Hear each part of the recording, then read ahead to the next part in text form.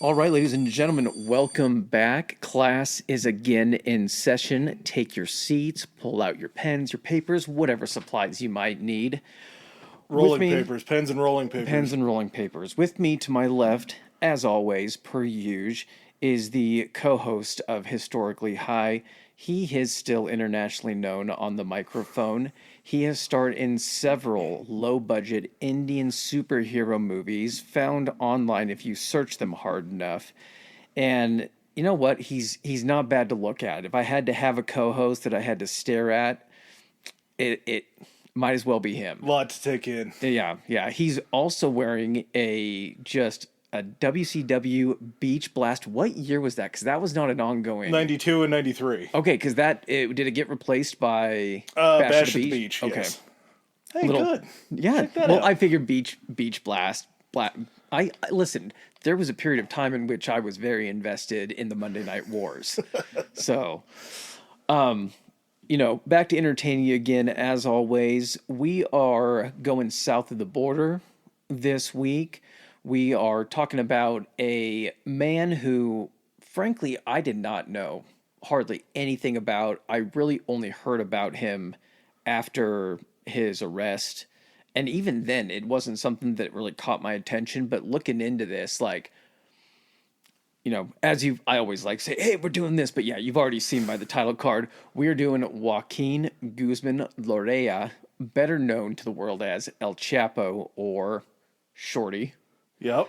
And this was someone that, like, when I first kind of found out about him, hearing him through the news, I thought it was just kind of like Escobar copycat. He was no. just the next. Oh, no. I know, and I think I confused that in the sense of, like, now realizing it, it's like saying there were dictators. Yeah. But they are vastly different. Yes, very much so. Rise to power. They do share some similarities in certain ways in which they were essentially at the cream of the crop as far as drug kingpins go. But And they were buddies. were they? Oh, yeah. Okay, I had that question too. I was gonna try to ask Alexa, but apparently my internet wasn't working, and so I was gonna say, yeah, did they ever overlap? But it makes a lot of sense because initially he was the one that was assisting in the movement of Cocaine. a little bit of that Bolivian Bam Bam, that Colombian marching powder. He was one of the guys that was moving it across the border into the eagerly awaiting hungry nostrils of the American people. Yeah, this is kind of a surreal moment for me. And I was hoping that you get, excuse me, as fired up about Narcos as I do. I saw the first season of Narcos. I just never Yeah. watched the second season or anything like that. But now going back, I was actually going to watch that as research because it does cover El Padrón and then also the rise of, I think, of El Chapo. But I wanted to do factual searches first. That way, when I do go back and watch it, I can pick apart what the inaccuracies or what the embellishments were. Yeah, and I don't really know how you embellish a man who just seemed to live the most freakishly embellished life. Like, and I'm not saying embellished as far as like he pumped himself up. Just his life, he's still alive. He's living in a place where I guess alive is probably worse than dead. But yeah, he lived a larger than life on the outside life. Well, yeah, I mean, at one point for a number of years, like a pretty large number of years, they said he was the most wanted man in the world after Bin Laden. Mm-hmm. And then after Bin Laden was taken out, then it was El Chapo that was the most wanted man. And when they talk about like how much he made within his career, I think they are way underestimating it. And you know, we'll get into it in a second, but do you think they do that to try to downplay essentially the impact that they had? Like they come up with a number and they're like, what's a number that's going to stand out to people and make people go like, fuck, he was like moving a lot of fucking product versus like, oh shit, you can make that much money selling fucking drugs? Like, because they come out and they say, what, 14 billion, I think was a number I heard kind of thrown around in that area. I think he was forced to pay or give back when he finally gets indicted and fully found guilty. Yeah, I think it's sure, 13.4 billion I or wonder how that worked 13.2 out. billion. But at the same, that's, no, way more than that. Yeah, just some of these numbers that we're going to end up throwing around as far as money that he was paying for bribes or money that he was paying when he was incarcerated the first time. He left a large sum of money for his organization. And it's a number where it's like any company in the world, if they got that much cash infusion, they'd just be able to run. What's crazy too is Forbes magazine lists this guy. Like, I'm telling you, man, he's... what are we doing, Forbes? Like, Well, I don't know if it was just a gimmicky thing. Wasn't Hitler the man of the year on Time magazine? I think he was the man of the year back then. Fuck, I do want to hear it. I think I did. It was like after the Olympics or during the Munich Olympics when, like, for building the state. I don't know what the fuck it was. Definitely was not later. No. It was definitely not later. So without further ado, and with a non-requirement to snort anything up your nose, let's get into El Chapo.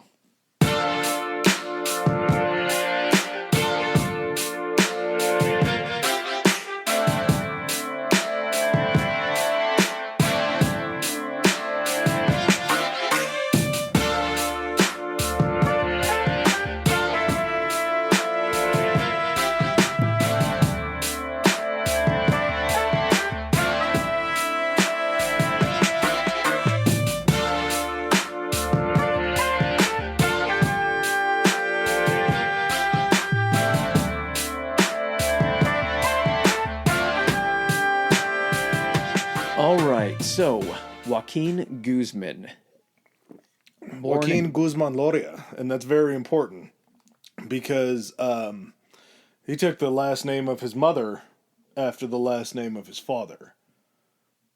Yeah, that's not big in Spanish culture, is it? No, but he believed in a matriarchal society Yes. because his dad was such a big piece of shit and his mom was so good to him that he actually took Guzman-Loera. And this isn't to, provide an excuse or anything like that, but this is like a textbook, not saying a complete victim of circumstance, but like one of those debates whether is it nature or is it nurture, but what happens if it's both that are shit? Like the area that you're in, that you have to live, and the opportunities you have also combined with like a horrible like upbringing. Like, it's hard to dig your way out of that. I'm not using that as an excuse, but what I'm saying is that, like, I think if you go into this with an understanding of, yeah, this guy's, like, king of shitbags as far as, like, drug dealers go and everything, but you look at the opportunities in, the Sinaloa area. So he was born April 4th in 57 in La Tuna, Sinaloa, Mexico. Sinaloa, if I'm not mistaken, is more on the western portion. The Pacific side. Very mountainous region. The Sierra Madres run through there. But not as far as Baja, the strip that comes down for Baja. No, Baja's its own little separate finger, ain't it? It is, but there's also like a little gulf, like the Baja Gulf or whatever it is right there. So yeah. Sinaloa is a little bit to the, I guess, east of that. It would be that section. It's not the Baja version, right? Southern, Baja. yeah. Okay. It's going to sit below like Puerto Vallarta and all those. Okay, gotcha. Super famous vacation places. So it's not bordering.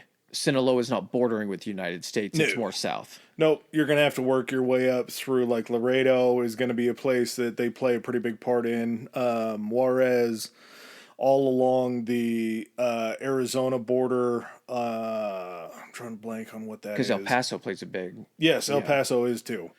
So, born in Sinaloa, and that's going to be something that, if you've ever heard of the Sinaloa cartel, there you go. It's named after the area. So his parents were Emilio Guzman and Maria Consuela Lorea Perez. And just sexy. It sounds so good. And let's just get it out of the way. Emilio was already in the drug trade. Yep. He was a shitbag that portrayed himself as a rancher.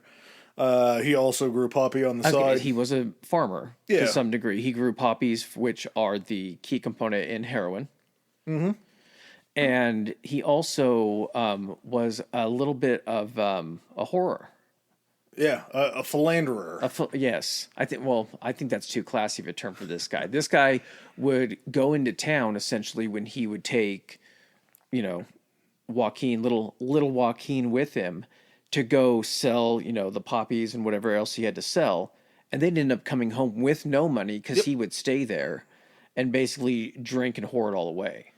He loved himself a strong drink, and he loved himself some women, and he would also take Chapo into these dealings, so he wouldn't, like, as far as a strong father figure goes, and this is sort of where I think nature versus nurture is a tough play, because that was just sort of what you would do in a poor place. Not necessarily the whoring and the drinking, but as far as trying to make your money at this time in Mexico, these were all the cash crops that they had to grow because they were going to fetch more money. Yeah, than like Sinaloa, that whole area beans. was a very like poor area, and opportunities were extremely limited. Again, not making excuses. This is just why his trajectory is the way it is, and why essentially he's required from a very young age to essentially get into this life.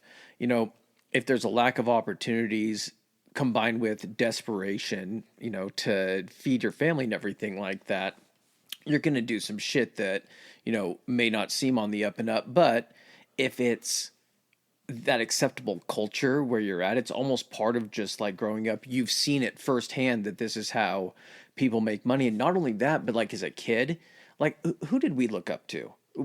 Athletes, like sports stars, like actors, movie stars, all that kind of shit. And you look at these people and you're like, man, like, you know, you look at the fame and you look at the money and you look at the cars and the women and all that kind of stuff.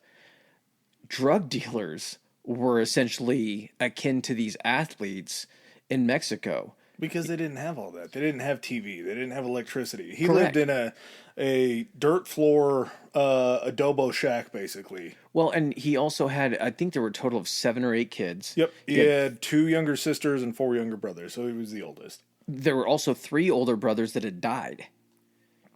Well, and so...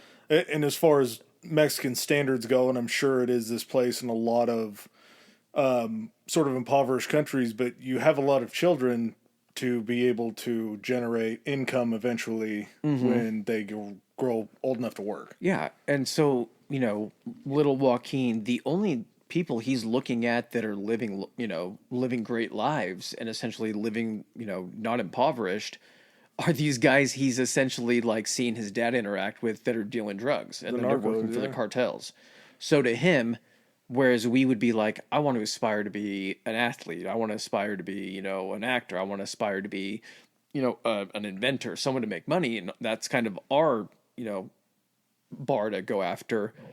All you're seeing is like, I need to be a drug dealer if I'm going to go ahead and, you know, make any money. Yeah. And it's, for them, it was just a means of survival, I feel like. And this is, I think, where you and I differ on as far as like the drug trade and everything goes, is in our country, it's kind of looked at as like you want all the expensive things.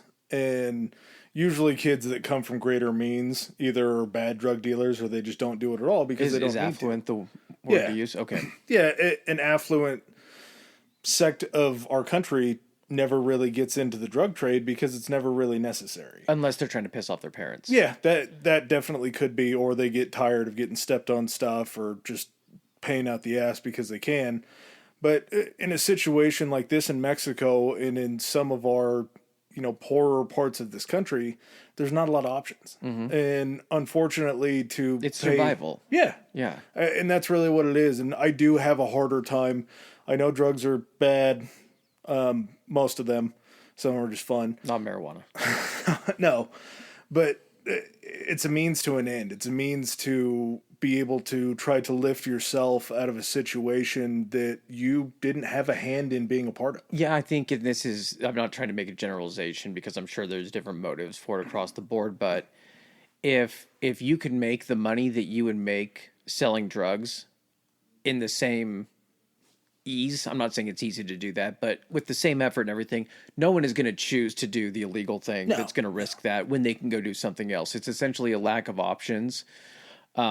And I mean, at 15, him and his cousins start cultivating it. They basically start like a smaller grow op for weed. Yeah. And it's just born out of the necessity of... When I say cousins, it's like 5 other dudes, right? Yeah, so like probably. Him, yeah. And he's trying to do this kind of... Isn't he doing this kind of outside of his father's like field of vision? Like this is what he's decided to do because he's like, if I get this guy involved in it, he's just going to end up spending all my money on booze and women again. Yeah, Emilio can't be a part of it because Emilio's already doing it and he's not bringing any money home. Yeah. So Chapo would use the money that he made to come back and to kind of help keep his family afloat. I mean, you have 6 other siblings, and you have a piece of shit dad that beats you and beats your sisters and your mom and your brothers and everything like that, and doesn't bring home any money. So you have to keep them afloat somehow. And his mom, Maria, again, I gotta keep her out of this because she I don't think is a bad lady. No, she strikes me throughout this whole thing as being like the mother. She's a loving mother. Like the loving mother that did her best. But I'm sorry, man, you got that many kids. You can't fucking keep enough attention on all those kids. And the other thing too is she kind of strikes me as this woman that's like, I'm not going to ask what you're doing. Yeah. I'm just going to, it looks like you're doing well in whatever you're doing. I know based on where we are, it's probably some like nefarious, heinous shit, but I'm not going to ask. Have you seen Bad Boys 2? Yes. When they go through as the exterminators and they're bugging the dude's house. Yeah. And the guy is the rat that lets him in, and he gets shot in the head. Yeah. And mom comes out, she goes, "Oh, Dios, what happened?" And he's like, "I don't know, mama." Very sad, mama. He killed himself. Yeah. She's like, "Oh my gosh, we'll send his family flowers." He's like, "I will do that, mama." Yes, that's that's exactly what that kind of reminds me of. And so, they start their small grow up. They're selling, their marijuana. Is it Culiacan? Culiacan, yeah. That's like the big city in Sinaloa. That's got to be named after like an Aztec right? Yeah, and it just sounds cool as shit. Culiacan sounds like just a badass name. So is Culiacan in Sinaloa? It's the capital. Oh, it's the capital. Okay, Sinaloa. All right. So, now here's something. Was he 5'4" or 5'6"? I read 5'4". I saw 5'6". I mean, I don't know. I see this as a man that would wear a heel. Good, yeah. I see this definitely as a man who would add another inch to his cowboy boots. Yeah, definitely could. So he leaves home in his teens, basically finds an opportunity through, surprise, surprise, not his father, but other people in the family that are in this business. His uncle, Pedro Aviles Perez, was like, when I say founding fathers of narcoism, that's sort of what he was. Like, he was in on the ground level of starting the drug trade out of Sinaloa. Which seems so strange because you think that Emilio would be more successful or be higher up in this. But essentially Pedro, I don't know if it was his uncle paternal or maternal, but... Probably maternal because of the Perez.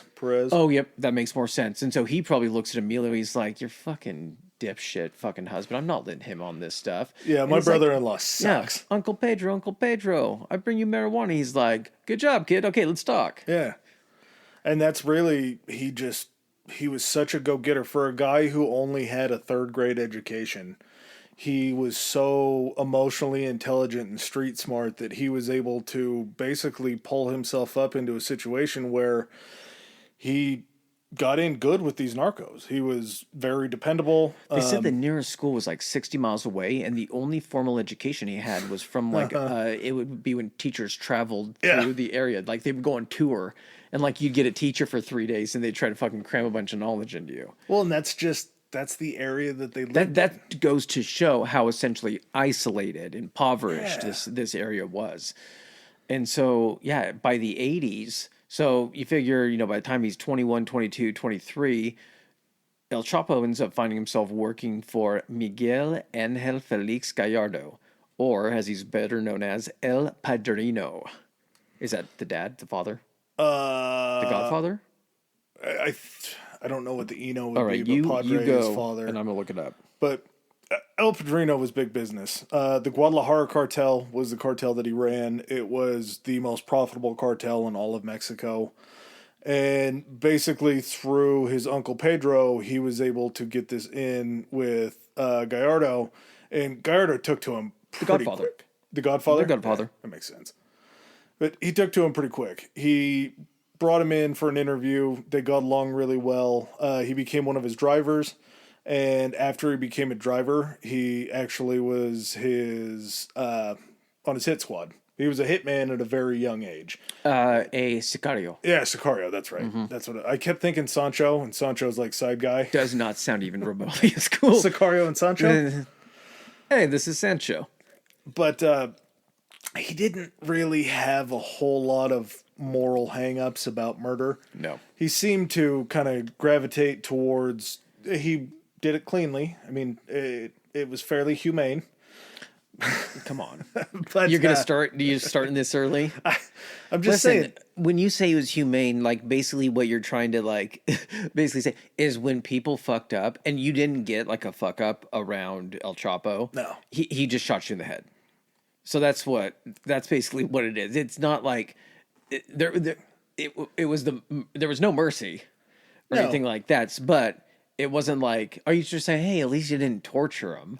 Compared to how the cartel war murders usually happen, correct? And the messages that are sent, but that's against people outside of your cartel, or somebody that was a narc. Correct, but he's just killing people for like fucking up his shipment. Yeah. When he got into, part of his reputation is he became known as El Rapido, and it's the quick one. Yeah, it's rapid, the quick one. The Colombians actually gave him that nickname because he was moving. They said that he could move a shipment of cocaine across the border overnight. 48 hours, I think, was his guarantee. He was that fast at what he'd do, but he would always oversell it, and then he would come in under time. Yeah, and so one of the other things too is he prided himself on this speed of getting this shit across the border and transporting these narcotics so much that if you were fucking late, that was when you found yourself with a bullet in the head. So he had like zero tolerance for tardiness. We do not share a similar tardiness policy. And just kind of to explain how this all worked in the 80s, Pablo Escobar was huge in the 80s, and he's going to have his own just spectacular episode. He's probably my favorite narco. Chapo's grown on me quite a bit. I mean, not to like glamorize this shit or anything, but just in the interest of explaining the interest. I think when you look at Pablo Escobar and the fact that like the most well-known thing for him was like cocaine, but it was also during the fucking 80s and that Miami Vice and the scar, like all that kind of stuff. For some reason, cocaine during that time frame just makes complete sense. Yeah. The and colors, just like, everything, the music. Yeah, that was just essentially the cocaine decade or whatever it was during the 80s. After that, though, it kind of just feels like, oh, is there like, okay, so cocaine we're still bringing in cocaine? Because then I think that's when you get more into, and as similar as they are and everything like that, that's when all of a sudden you get into like the crack epidemic. Yeah, and that's... and that's just not as glamorous as doing lines off of a fucking Miami bar, discotheque, whatever the fuck you want to call it, table. No, but that's... it's something that is worth pointing out was the crack epidemic mainly affected poor African-American neighborhoods. Mm-hmm. And at a certain point in the drug war, I think it might have changed now, but you would actually get a heavier sentence for a gram of crack as you would for like 15 grams of cocaine because they considered it more of a controlled substance. But it was mostly because white people could afford cocaine, whereas the poor, disaffected black neighborhoods would end up with crack. Yeah. So it's a situation where it certainly was a party drug. Like you say, the crack epidemic was just a spin-off because now it's obviously a drug for rich white girls and bachelor parties in Vegas. Yeah, and it's kind of become a rich man's drug, but back then it was pretty accessible. Mm-hmm. And the amounts that were coming up out of Colombia from Pablo were so great that they were taking them up through what was called the Caribbean Corridor. The Caribbean Corridor would be usually by ship or most of the time. That's where you're getting like the fucking drug boats and the fucking drug submarines and stuff.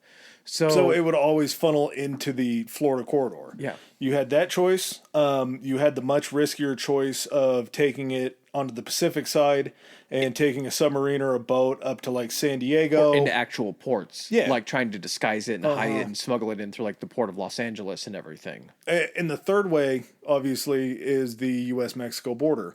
But it's much tougher because logistically you have to take it all the way through basically Central America, up through Mexico, and then get it across a border that we claim is like one of the best guarded borders in the world. And when you think about like the border, if you're traveling with like, and when they're bringing this stuff in, they're bringing in tons of this kind of stuff. So the places that you have to watch are the places that can only be accessible in order to do this. So like you get these mountainous regions that are impassable when you're trying to do this kind of stuff.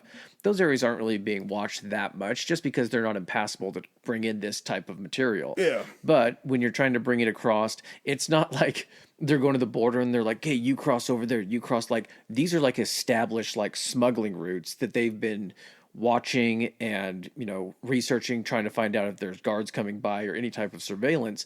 And so these routes are the ones that are established and actually work and have the highest success rates. These things become essentially a huge resource for these cartels, and they're fought over and fucking killed over.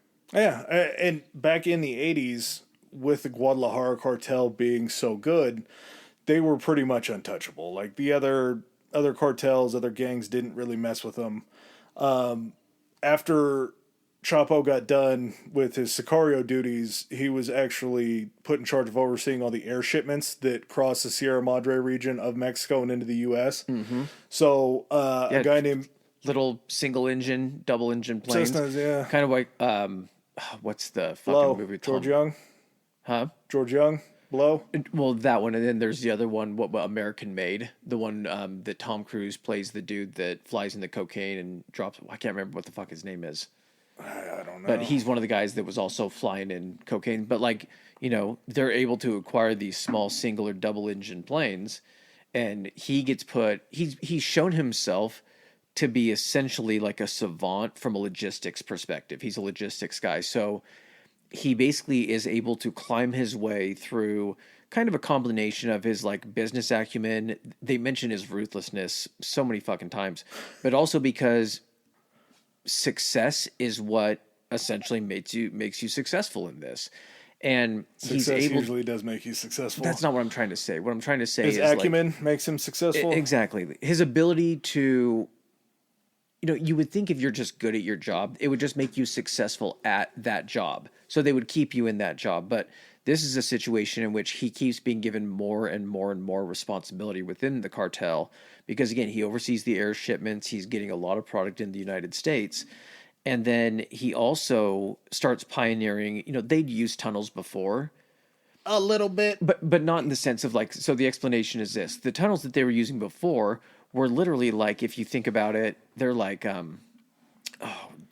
just big enough for a person to crawl through, pushing a bundle of fucking drugs in front of them or towing one behind them, where they're trying to, you know, there's a chance that it's just going to collapse on them. They're like, dig a new tunnel.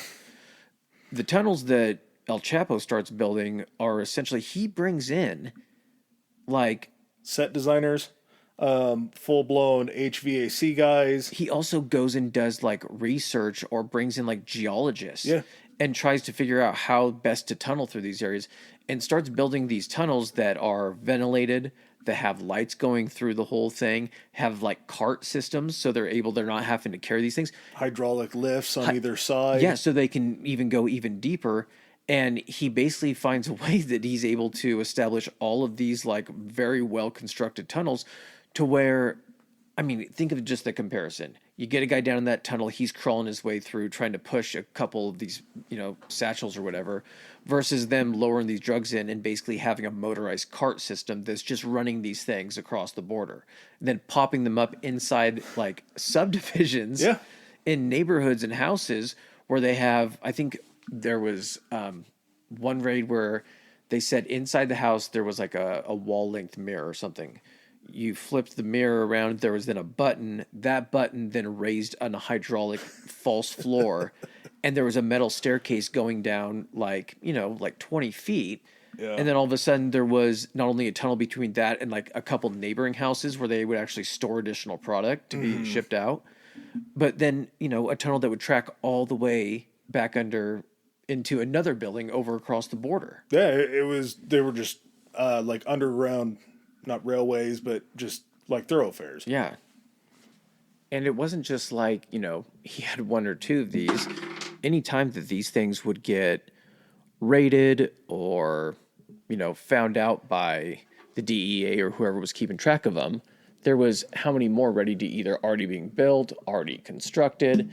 I mean, it was something to where he became the guy.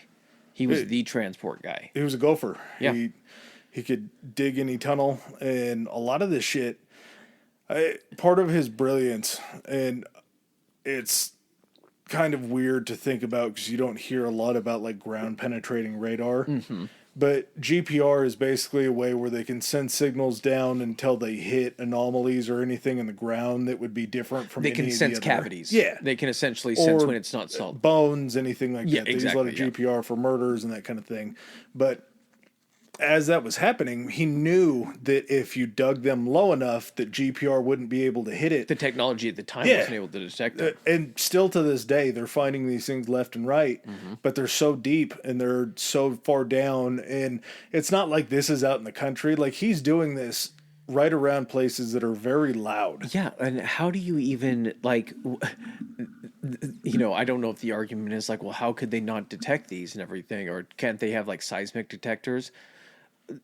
You're talking about such a span, a geographical span, that you would have no idea where to look. Yeah. You have to have something that tips you off to let you know something is there. Just the resources aren't available to be constantly on the lookout for these things. I mean, they are, but like detection is like very difficult.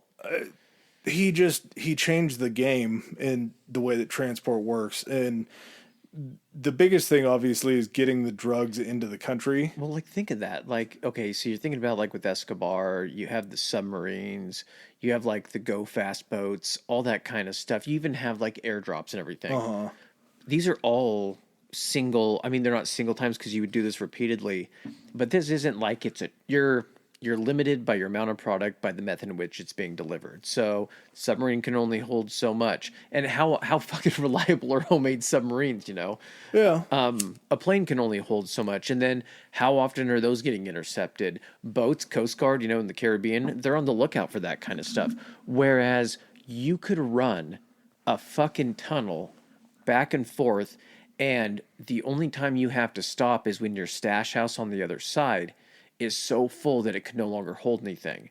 And then at that point, they also have, and part of his distribution is basically then figuring out the distribution within the United States. And this isn't just something that like was affecting like the West Coast or like the Southwest or anything. Eventually his distribution spans the entire United States. Chicago was a huge deal in regards to like where El Chapo was supplying. They said at one point 60 to 80% of the drugs within the United States were supplied by El Chapo. I'd like to think that I've smoked Chapo weed in my life. I was going to ask you that. Yeah. I was thinking about that a lot, and I was trying to match up the times that he was transporting that. And if it is 60 to 80%, chances are if you were smoking in a state prior to it being legal and able to acquire it at a dispensary, you have a 60 to 80% chance, right? Yeah. I mean, in America, we were kind of blessed because our neighbors to the north would also be distributors of marijuana. So we would get things coming kind of from both borders. The Canadians grew, eh? Oh, yeah. BC Bud was huge. But... really? In like grow houses? Or do they have a climate too? Okay. Grow houses, and they do have an exterior where outdoors. You don't think of that warm Canadian climate when you're thinking of BC. No, but everything kind of has their growing season, and a lot of what they would do too, and it is part of the Sinaloas, but this is just kind of a cartel thing, was when they would get people across the border into America in California, they would basically just send them out into the woods in California with a few different items. Oh man, and seeds, and there's still to this day they find grow operations in the mountains in California. The Emerald Triangle. Yep, is that what they call it? So Mendocino, Van Nuys, and I can't remember. Humboldt. Yep, so Humboldt County. Yep. It's a Humboldt County, I think, is what it is. Yeah. So I mean, let's not spend too much time because that can be an entire. You know, we could spend 30 minutes on that. Yeah. But you basically have these grow ops where these guys, like Adam says, going out into the woods, not, traveling really unused access roads or very, sparsely used access roads. Not only that, but then going off there, finding locations in which they're able to start cultivating marijuana. And how they find a lot of these places is you'll find these little creeks or streams drying up, and they'll be like, the fuck is going on here? They'll track these things back way upstream, miles off the beaten path, and they'll find all of this fucking sophisticated plumbing that is rerouting these streams into these huge grow. When I say sophisticated, Polypipe. I understand that. What I'm saying sophisticated, it's not like, okay, you're off there. It's not like fucking wood, trees carved into like funnels that is gonna. It's True. irrigation piping that's been carried in by hand, and enough of it done to where it's irrigating these entire grow operations, and you just run into guys fucking walking around these grow ops with AK-47s. Yeah, it's a dangerous thing that happens.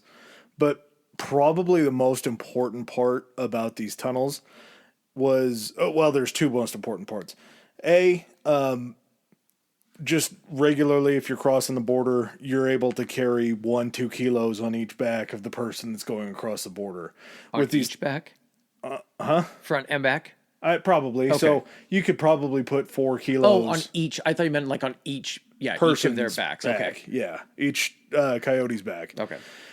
But when you have these rail systems and these really big tunnels, you can start shipping tons and tons and tons of drugs to get through there. Yeah, so you're making light work of something that used to take you, a week to sneak in. You're doing it in one night. Not only that, most of the time how an operation goes down, and we'll talk about the guys in Chicago. Yeah. When you have a big network, you need a big network for distribution, everything like that. But the more people that are involved, the higher your chances someone's going to get fucking pinched, rat you out, and that's how you're going to get caught. By him developing a system that doesn't rely so much on manpower, he's able to go ahead and ship a lot more product at the same time as using less people to do it. Because instead of sending multiple coyotes, you could have 2 guys in that tunnel, one of them sending the cart down, one of them loading it up, one of them sending it back. Like you're running with skeleton crews to where all of a sudden, and not only that, now you're not, I realize they didn't pay these coyotes a lot or anything like that. No. Not only now you're not having to pay as many people. Your money is then going into digging more of these fucking tunnels. Which is part 2 of why these tunnels are so important. Because in the grand scheme of things, it's pretty easy the way they were doing it to get the drugs into the United States. You have to also weigh the factor of you need to get all this money back to Mexico and guns back to Mexico to supply the cartels. Mm-hmm. So these things were like super highways because if you have ever tried... And think of the money. Yeah. No one ever really, you don't contemplate the fact that like we're so used to, we're almost a cashless society. Places still almost, I feel like people have to accept cash just based on the fact that like the treasury needs to have cash in circulation. Yeah, it's a necessity for our country. Yes. All of these deals, fucking these transactions for this coke and weed and all this kind of stuff, they're not going down with a fucking Visa or a Square or anything like that. Everything is done in cash. So not only do you have an extreme amount of materials that you're shipping in, you're needing to go ahead and get all of that cash back out. And when you're literally talking about hundreds of thousands, millions per shipment of money coming back, man, you trying to get that, you're not going to trust that with a fucking coyote coming across the border, trying to walk across. You're not going to, I don't know if you'd even trust that shit if, on a plane and worry about the pilot taking off. All you got to do is take it back to this safe house. Boop, it goes into the rail system back to fucking Mexico. Along with guns that are much easier to get in this country than down in Mexico. But the other part... Oh, yeah, and the cash that they would have available to fucking buy arms and shit. Yeah, but when you think about volumes, you've seen this is where we're going to get into historically. I math. $100,000 would be 100, or would be 1,000 hundreds? Yeah, 1,000 hundreds, right? Okay. 1,000 hundreds, it's a brick. But... No, more than that, man. 1,000 hundreds? Okay, hold on. 100,000, 1,000 hundreds. How many? Okay, well, while you're doing that is if you're dealing in amounts of money that are exchanged with $100 bills. So that stack is going to be much smaller than when you're taking this money back from street dealers and everything else that's being paid to you in 10s, 20s, 5s, anything like that. That amount of money is going to be much larger. So you're going to need a way to get through that. And it's not like you can just take in $100,000 in 10s and 20s. You're right. It's 1,000 hundreds. What I'm saying, though, is when you see a stack of money for like hundreds, that's usually... What is that usually? They bundle... 10,000. That's usually 10,000. When you see your traditional fucking movie briefcase open, it's usually done in $10,000 stacks. That's the one they flip through it and make sure there's nothing in there. But it's... I don't think people truly estimate or truly understand the weight of money because we're not used to holding that kind of shit. Like most common people never hold, $10,000 in their hand and deal like it's the Walter White thing. If you've ever watched Breaking Bad, Yeah. look at how much he has in that storage unit. Just the weight of that alone. Yeah, it's paper, but it's fucking paper. It's like a stack of fucking printer paper. Well, and think about that as those were all $100 bills. Now think about that times 5 because these are all going to be lower denomination bills that are paying for these drugs off of the street that are then that money is being used to pay the suppliers. Yeah, they're not going into a fucking bank and be like, hundreds, please. Yeah, no, you like the can't. money coming in is literally, like you said, ones, fives, tens, hundreds, and everything. So just the amount itself is insane. So you had to be able to transport just large amounts everywhere because the faster you get that money back, faster then you can re-up, more the reliable. more money you can bring back, or the more drugs you can send back. It's just an ecosystem that has to be in such harmony. And eventually they're making so much money that it doesn't really matter. The return will come eventually, but they already have enough in the bank to where they can buy and resupply and send back out. So there was, like we were talking about, there's two ways kind of for drugs to be getting into the country. The tunnels are becoming more prominent, but it's still kind of, the border itself is still a secondary route because the Colombians think they haven't figured out. But you're also having, cocaine wasn't grown in Mexico. It was a Colombian product that came in. So that's product coming in, but you do still essentially have like marijuana and stuff and also heroin being done in Mexico that's being shipped in other ways as well. And so the DEA starts cracking down, they're cracking down in the Caribbean. And in February of 1985, Enrique Camarena, was he undercover or just a DEA agent? He was a DEA agent that was abducted. Okay. I heard that he was also undercover. So, because the whole thing with Enrique Camarena, DEA agent, he was abducted, tortured, and killed after his intel led to a raid.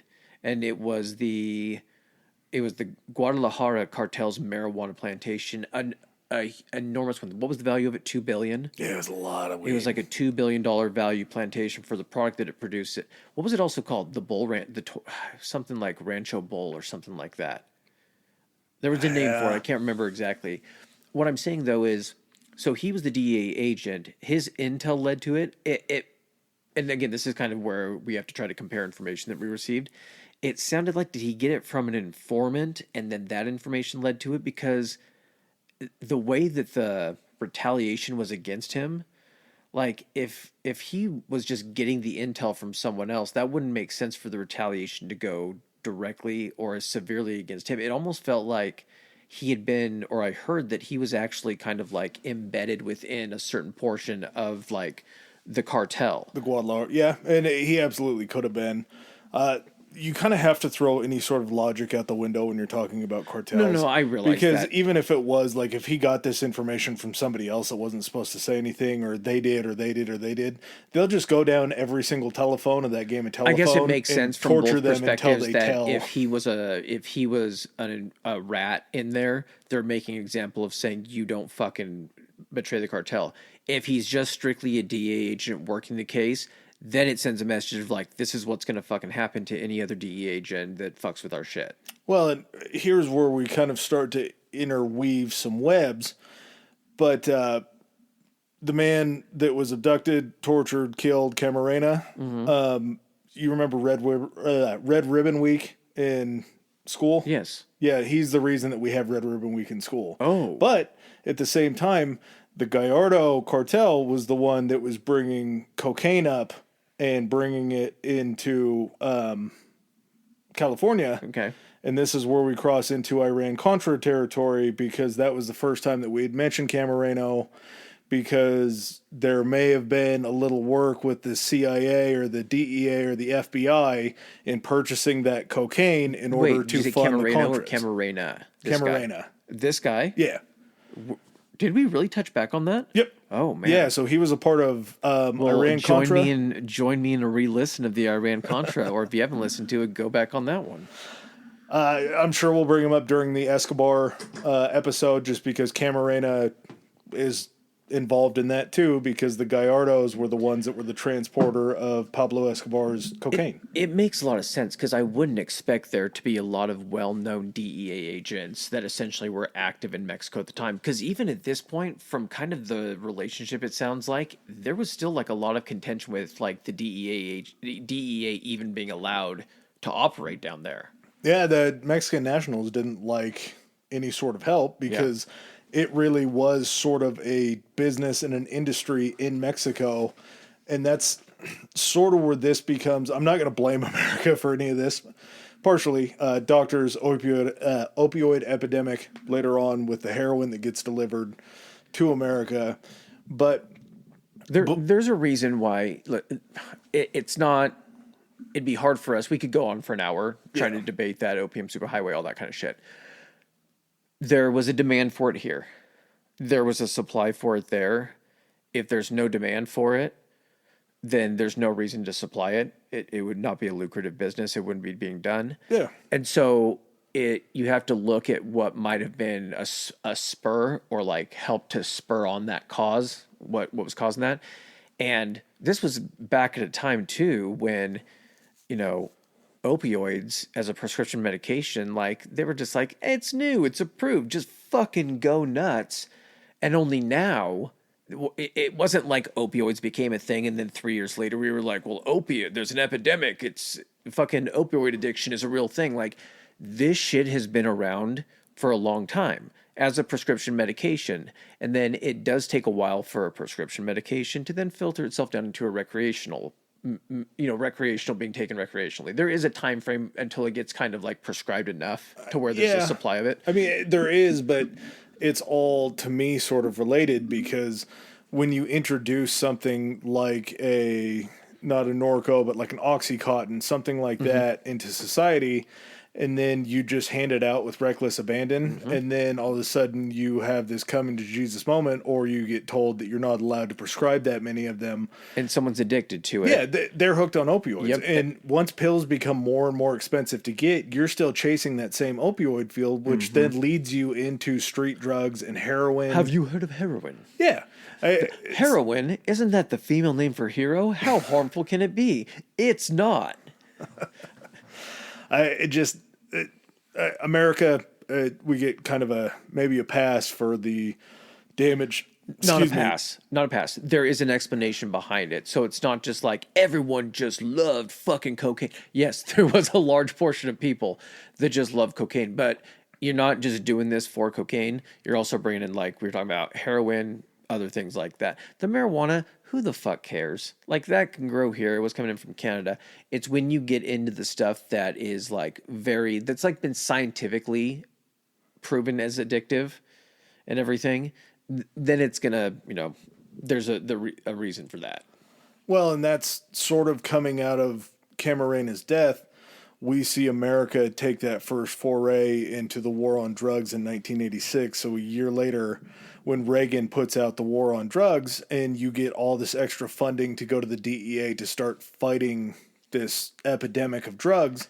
I know the whole thing with Camarena, this is what kind of spurred this to happen. Is this like, because they caught it also, like they've recorded it. And so I don't know if they just sent the recording in or not. They sent the recording to the DEA, torturing him. Yeah, and there was some shit. I don't want to go into that or anything like that. This is already kind of depressing enough for some of this shit, so let's not go to that. Anyway, what I'm saying, though, I would imagine he wasn't the first DEA agent killed. No. By these guys. I think maybe it was just something that maybe the media got a hold of or the news got a hold of.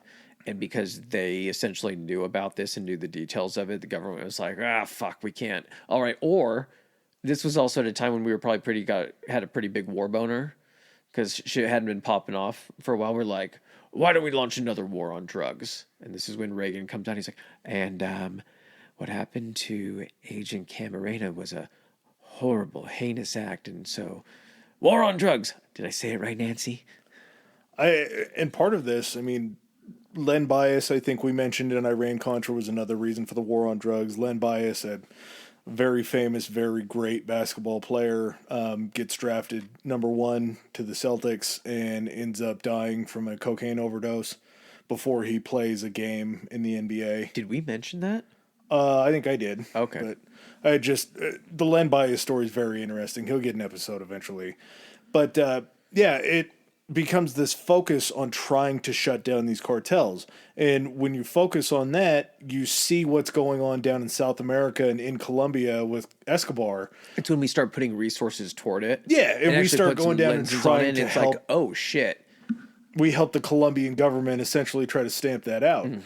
Well, they were also in Mexico trying to work a little bit of kind of breaking apart the middleman, because essentially Mexico just was the middleman for Colombia to bring the cocaine. For Colombia to get in the cocaine, but there's still also heroin. And also the other thing too is like, yeah, we started doing that against Colombia, but the whole thing with Camareno was that it was the cartel that did this.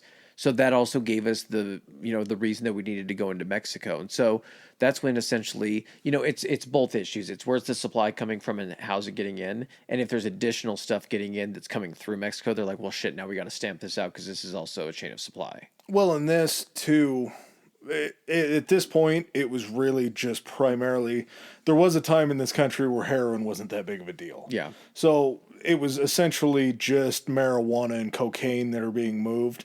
And he actually moves into heroin. We'll talk about it a little bit later, but he moves into heroin because he can control the supply because of the poppy fields that grow in Mexico. Yeah, that's right. And it was something that he could control the cost of making. He also did that with meth. Yeah. That was also one of the big things is he was basically like, oh shit, I got heroin and meth now. He's like, I don't fucking need to buy the cocaine or be paid a little bit of money to ship this through. He's like, you guys can keep your cocaine. Yeah, I'm going to order precursors for all these other drugs and be able to manufacture them myself. We'll get into control the means of production. We'll get into the craziness of that shit. So what Camareno also did was he basically put the red X on Felix Gallardo's head. Gallardo was arrested in 1989, so we see the Guadalajara cartel's main man. You see the head cut off the snake. Yeah. But then it turns out it's not a snake, it's a hydra. So, and you've kind of pushed this point to me this week and everything, and I understand the point where what you're making of it is that your whole point was this: if it wasn't El Chapo, it would be the next guy up. That's literally been proven because this was just exactly what happened. Gallardo ends up going down, and it's the next man up. So these, it kind of sends all of the cartels, because they were all kind of, Gallardo's big thing was he almost just like united everyone under one cartel's banner. Yeah. Or it took over the most of that. And so now all of a sudden you have the figurehead of this being arrested, and it kind of sends his lieutenants and everything into a mode. It was almost like an Alexander the Great situation where all of the fucking lieutenants start dividing stuff up and start dividing up resources. Hey, you take this, you take this. And so El Chapo, along with two other guys, ends up starting the Sinaloa cartel, correct? Yeah, so the mob has used this strategy pretty well. So it was kind of something that was Cosa already Nostra? around. Yeah, La Cosa Nostra, basically. So after, it was the meeting of the families. Yeah, that's exactly what this was. Yeah, Gallardo basically called the summit and brought all these family figureheads in. We're like, hey, we have to figure out a way to do this. Obviously, we lost Gallardo's guidance and leadership. So what we're going to do... Yeah, so they reconvened this. It was an opposite of it. So it wasn't like we're going to elect one new figurehead.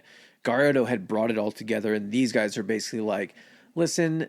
We've all been, in the same positions as lieutenants or whatever. It was almost amazing that there wasn't just a mass killing off of someone trying to fill that power vacuum. They were all just kind of like, okay, let's divide this shit up between like the Felix brothers who end up forming like the Tijuana cartel. So they had that area in Baja, correct? They ran part of Baja and then Tijuana into San Diego. And Tijuana was was like extremely valuable because you literally had it right there on the border. I think TJ and San Diego were like 30 miles apart. Yes. So you had them running that corridor. You had the Carrillo Fuentes family, which were formed as the Juarez cartel. And then you had Chapo and Ismael, and he'll be known as El Mayo. Zambada. That's right. Those were the two main guys. There was one other guy. El Güero Palma. That's right. Yep. And La Palma. Palma, unfortunately, has a lot of real bad stuff that goes on to him. So they end up forming the Sinaloa cartel, and named after, and they take care of that area. So the Sinaloa cartel, they controlled 2 border crossings from Tecate in Baja and in the Sonora Mountains into Arizona. Yep. So Tecate was Sonora into Arizona, and then the Baja was Baja into like San Diego. Okay. So it was partially that, but it was kind of the water route to get in that way. Gotcha. From Baja. So and again, that's not just like two routes. Those are 2 border crossing areas in which you could establish multiple crossing tunnels, all that kind of stuff in those areas. Flight patterns, anything like that. But it's still the area. Yeah. Yeah. So, Guzman had actually popped up on the DEA's radar even before this happened.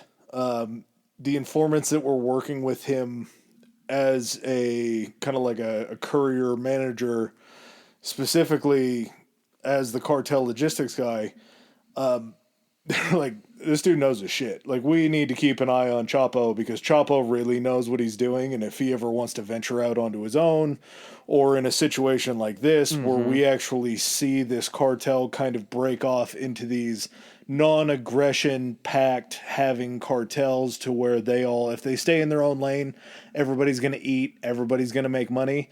If Guzman gets a hold of this, he's really good at what he does, so we probably need to go after him next. And paired with El Guero. El Guero was the guy that was helping him run the airplanes. That's El Mayo.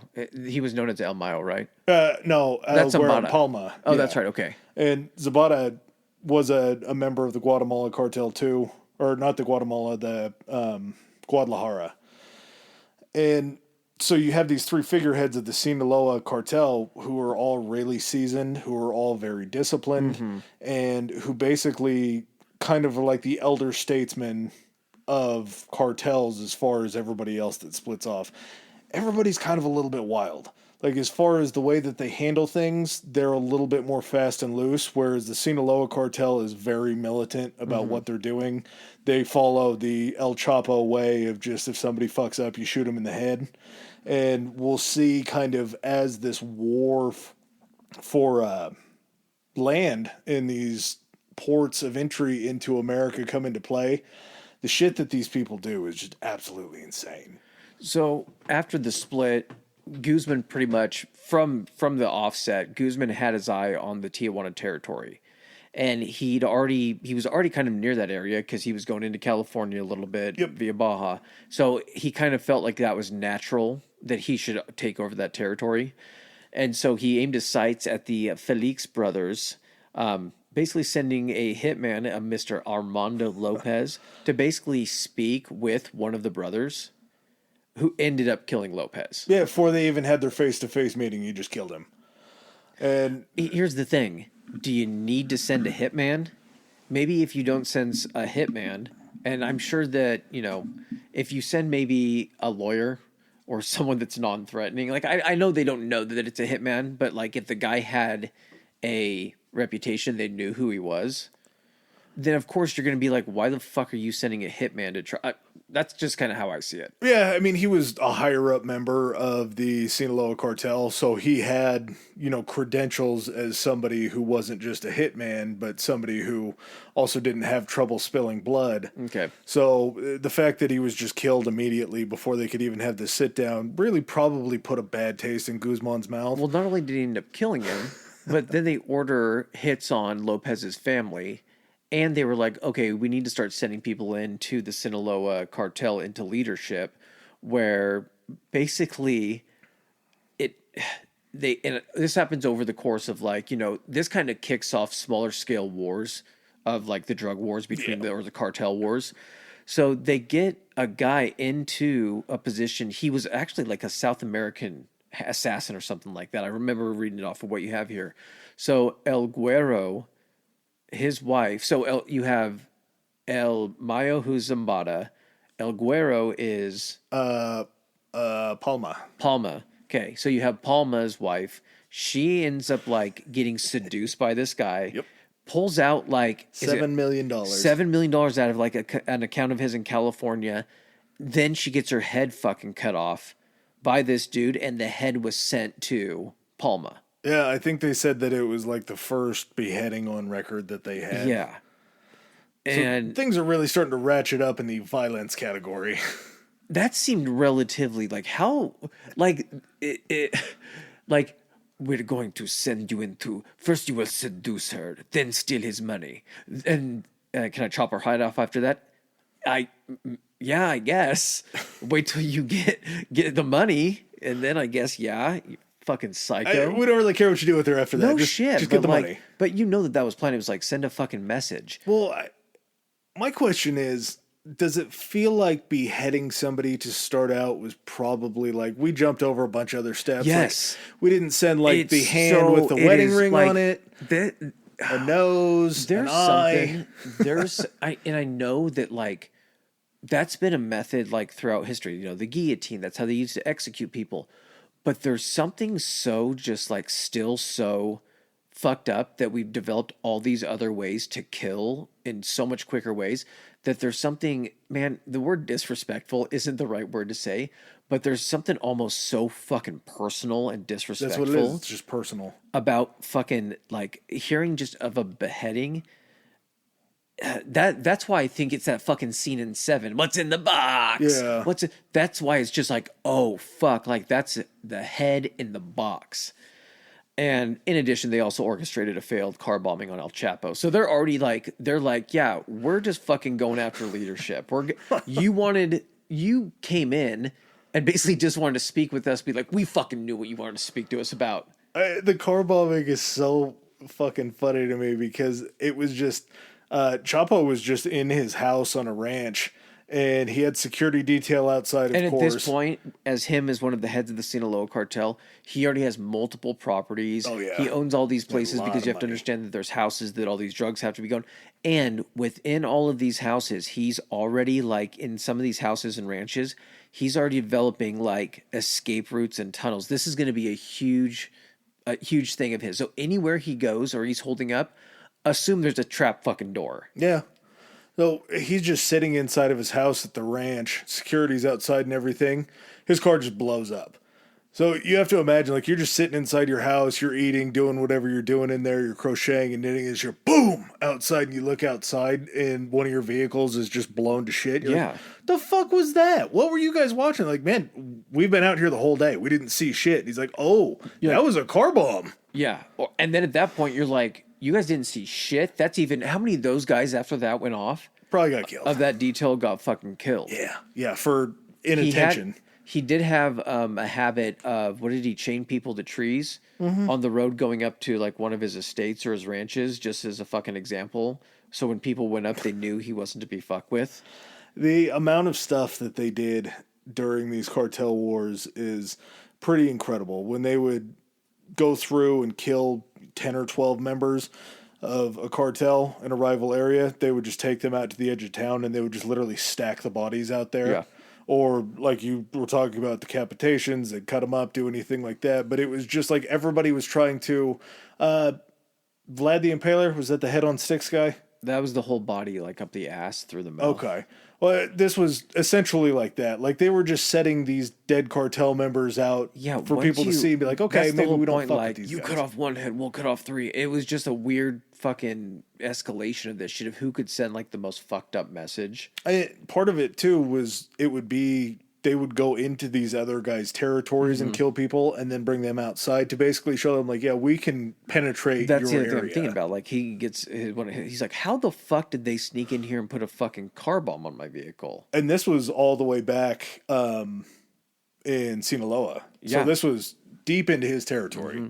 So in November 1992, the Tijuana cartel sends gunmen to assassinate El Chapo. So now you have, that is still the same cartel, right? Yep. Okay. So yeah, they send gunmen to assassinate Guzman in a car in Guadalajara, and this was the time. This wasn't even the airport one, right? No. This was just a separate time leading up to it, where they saw him driving through Guadalajara, and called in the rest of the heavies. That's right. This was like because they were kind of tracking each other and all that kind of stuff. So they were just waiting for opportunities to strike when they were outside of like their home turf and shit. It was literally like they were playing spy versus spy. But it was also to show you how they fucking had people everywhere. Like this was all over because Guadalajara was the capital, correct? That's Culiacan that's in Sinaloa. I know, I'm trying to Guadalajara is think. not positive. Is that the capital of Mexico, like proper? I think I'll Mexico look it up. City is the capital of Mexico, isn't it? Maybe. Mexico DF, District Federal. Oh yeah, there you go. But yeah, it was just they saw his car driving around. They brought in Sicarios. The Sicarios zoned in. Of course, the car that he's traveling in wasn't just him and a driver and a security guard. He was flanked by a bunch of other of his Sicarios. And they're actually called, I believe, the Negros, as far as black in Spanish, is like his black army. Yes, this is where my mistake was. So Guadalajara is the capital of Jalisco. Okay. That's what it is. Yeah. Sorry about that. So his these Negros that he has around him are like his secret service, like his hit squad. They are just meant to protect him. It's like his inner layer. What am I trying to think? What are they? Mossad. Yes. Yeah, very much Mossadish. And so they get into this big shootout in the middle of Guadalajara, and it was basically like just the only way that he was going to get out was if his squad was able to push them back with gunfire enough. So they're just out in the middle of a street in Guadalajara having this shootout. This is literally street warfare. Yep. As Chapo is pulling away and gets away in his car, they then respond. Guzmán-Loera sent a group of these Negros down and ambushed the Felix brothers in Puerto Vallarta, and they were just out on the beach at a hotel. I heard they were at a club. Oh, was it a club? Yep, I think it was something that I'm trying to remember. It was a discotheque because I remember I love when they use the term discotheque. Yeah. So they were there at a discotheque. Yeah. So Guzman and Guerrero sent a group of essential like the Sinaloa like car enforcers and stuff. Yep, exactly. To ambush them at this discotheque, and basically, like you said, so they exchange about 1,000 rounds. The brothers escape into the bathroom, crawl through the AC and ventilation ducts, and fucking end up getting into an escape car. 1,000 rounds, man. Think about how long that would take. It should go without saying during all of these engagements where they're trying to go ahead and kill these leaders or getting into just like open fights, there's really no concern with like civilian casualties. No. They said that during the war and, you know, they said during the kind of the war on drugs or the cartel wars that were going around down there, something in the neighborhood of like, they said directly or indirectly, he's responsible for like 100,000 or over 100,000 deaths. And that's, to me, that's a very low number because he was really the one that introduced the violence into these cartel wars. He was the one that it's because they used to all not be at war. Like Gallardo was able to go ahead and keep this, and like there wasn't a reason to fight because they would all have to answer to him. There were still more diplomatic ways of going about it than being like, I want this territory, I'm just going to kill whoever. I know there is, but this is what's so surprising, that the fact that the territories were supposed to be... I imagine it like Gallardo... It's like that scene in The Office, Gallardo dies, and all of a sudden it's a standoff, and they all raise their guns at each other. Yeah. It's like, we want Tijuana. It's like, okay, we'll take... And they just slowly back up from each other, and then as soon as they get home, they're like, now it's time to kill these guys. But this had to be something which was... very evident was going to happen. Like this power vacuum, if it was led by one guy, all of these guys saw that one guy was able to lead it. They had that example, and so at that point, now it looked to them like, yeah, we're going to split this up, but each of them had to have the intention of being like, I know one guy can be in charge of this, and I've seen how much that guy makes. I'm going to now be that one guy. I just got to take these other guys out. The amount of people that one little instance just left 6 people dead, but to think about just squeezing off 1,000 rounds in public and then nobody is arrested, like everybody just gets away. It's just 1,000 rounds, but it's literally just a constant stream of just gunfire. Yeah, and it's probably AK-47s, assault rifles, that's what I'm saying, Uzis, like that. All that kind of stuff. The stuff you're going to sneak in to be able to try to assassinate someone in a club. It just, to do that out in public seems like such a, I don't know. It just blows my mind to think that they were just that brazen about it. Well, it just keeps going back and forth. So May 24th in 93, the Felix brothers, they send their top hitman to Guadalajara International Airport. They'd had some intel that Chapo was in the parking lot. And basically, in a case of like mistaken identity because of the car, it was the same car. It was a green. Oh, yeah. So this whole thing is pretty weird how it all lines up, because they had actually sent this hitman to assassinate Chapo. He gets down there to where they sent him to. I don't remember where it was. It might have been down in Sinaloa. Realizes they get bad intel. He's not there. He's coming back up in the airport in Guadalajara. Or maybe it was to go home. Maybe they sent him to Guadalajara to find him and couldn't find him. As he's getting ready to leave, he gets this intel that Chapo is at the exact same airport after Chapo had been in hiding. He's at the exact same airport, and they said that he was sitting outside in a white Mercury Like sedan. A sedan. Yeah. Like, and so, I mean, think of like a Mercury sedan that I would imagine probably like an 80s, like fucking big, fucking big old sedan. So they end up opening fire. 20 gunmen they called in. Call in 20 gunmen. They surround this white Mercury and just pump it full of lead.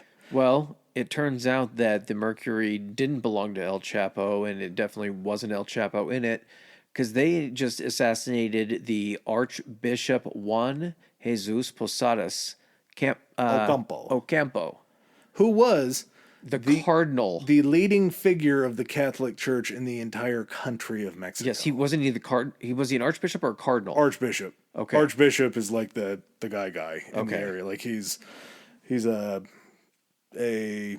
I want to say I heard president. cardinal, but we'll say archbishop. No, he was the top guy for the Catholic Church in Mexico. So this all happens in front of in front of he's El like Chapo in a green Buick. He's like fucking like 150, and like I just imagine this of like him seeing this and just leaning over and opening the car and just crawling out and then getting behind it and running the other fucking direction. Either that or he's like, holy shit, there's somebody else really famous here that they wanted assassinated at the airport. Like, if he didn't even know. I think at that point, you just have to know that they just got the wrong car at that point. Yeah, and you just get out of there. You get the fuck out of there. Well, it turns out this is also a very fun thing that we'll talk about with Ocampo. But Ocampo shot 14 times. Mm-hmm. There were 6 other people killed in the crossfire. And it ends up coming out that they think that it may not have been a missed target, because they believed that there was a chance that Ocampo had a briefcase with him that he, didn't let out of his possession. Like, he wouldn't hand it off to the driver that was killed right next to him. He wanted to hold on to it. And they believed that Ocampo was boarding a plane to fly into Mexico City and to give the president basically like a debriefing and a rundown of how a structure of one of the cartels worked. So they're trying to say that the hit that was put out... What's their thought process on why he would even have that, or how he would have good that? Against evil, like he's just trying to do I feel like that's something, because this ends up basically completely, and I'm not saying public opinion was with the cartels at this point, but if anything is going to go ahead and drive public opinion 100% against you, it's going to be killing the lead Catholic in a country of Catholics. And so all of a sudden the government is now like, well, shit, we're already trying to fight against this thing. Now we really have to fucking do this, just so in the public eye we're, trying to avenge the death of the archbishop.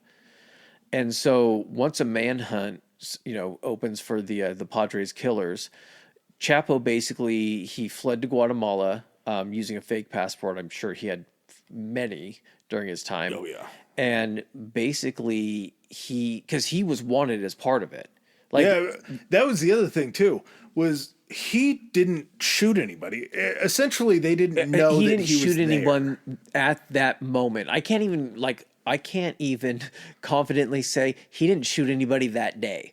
Yeah, I'm not saying he didn't shoot assume anybody that's going to day, be true. But what I'm saying is, During that shooting, he was not one of the people shooting. He wasn't actively involved in it. He was just there. Okay, so he ends up, when they issue the warrants and start and this is when it starts coming out on TV, media, things like that. They have a picture of him. It ends up coming out that El Chapo is also wanted as part of an accessory to this murder.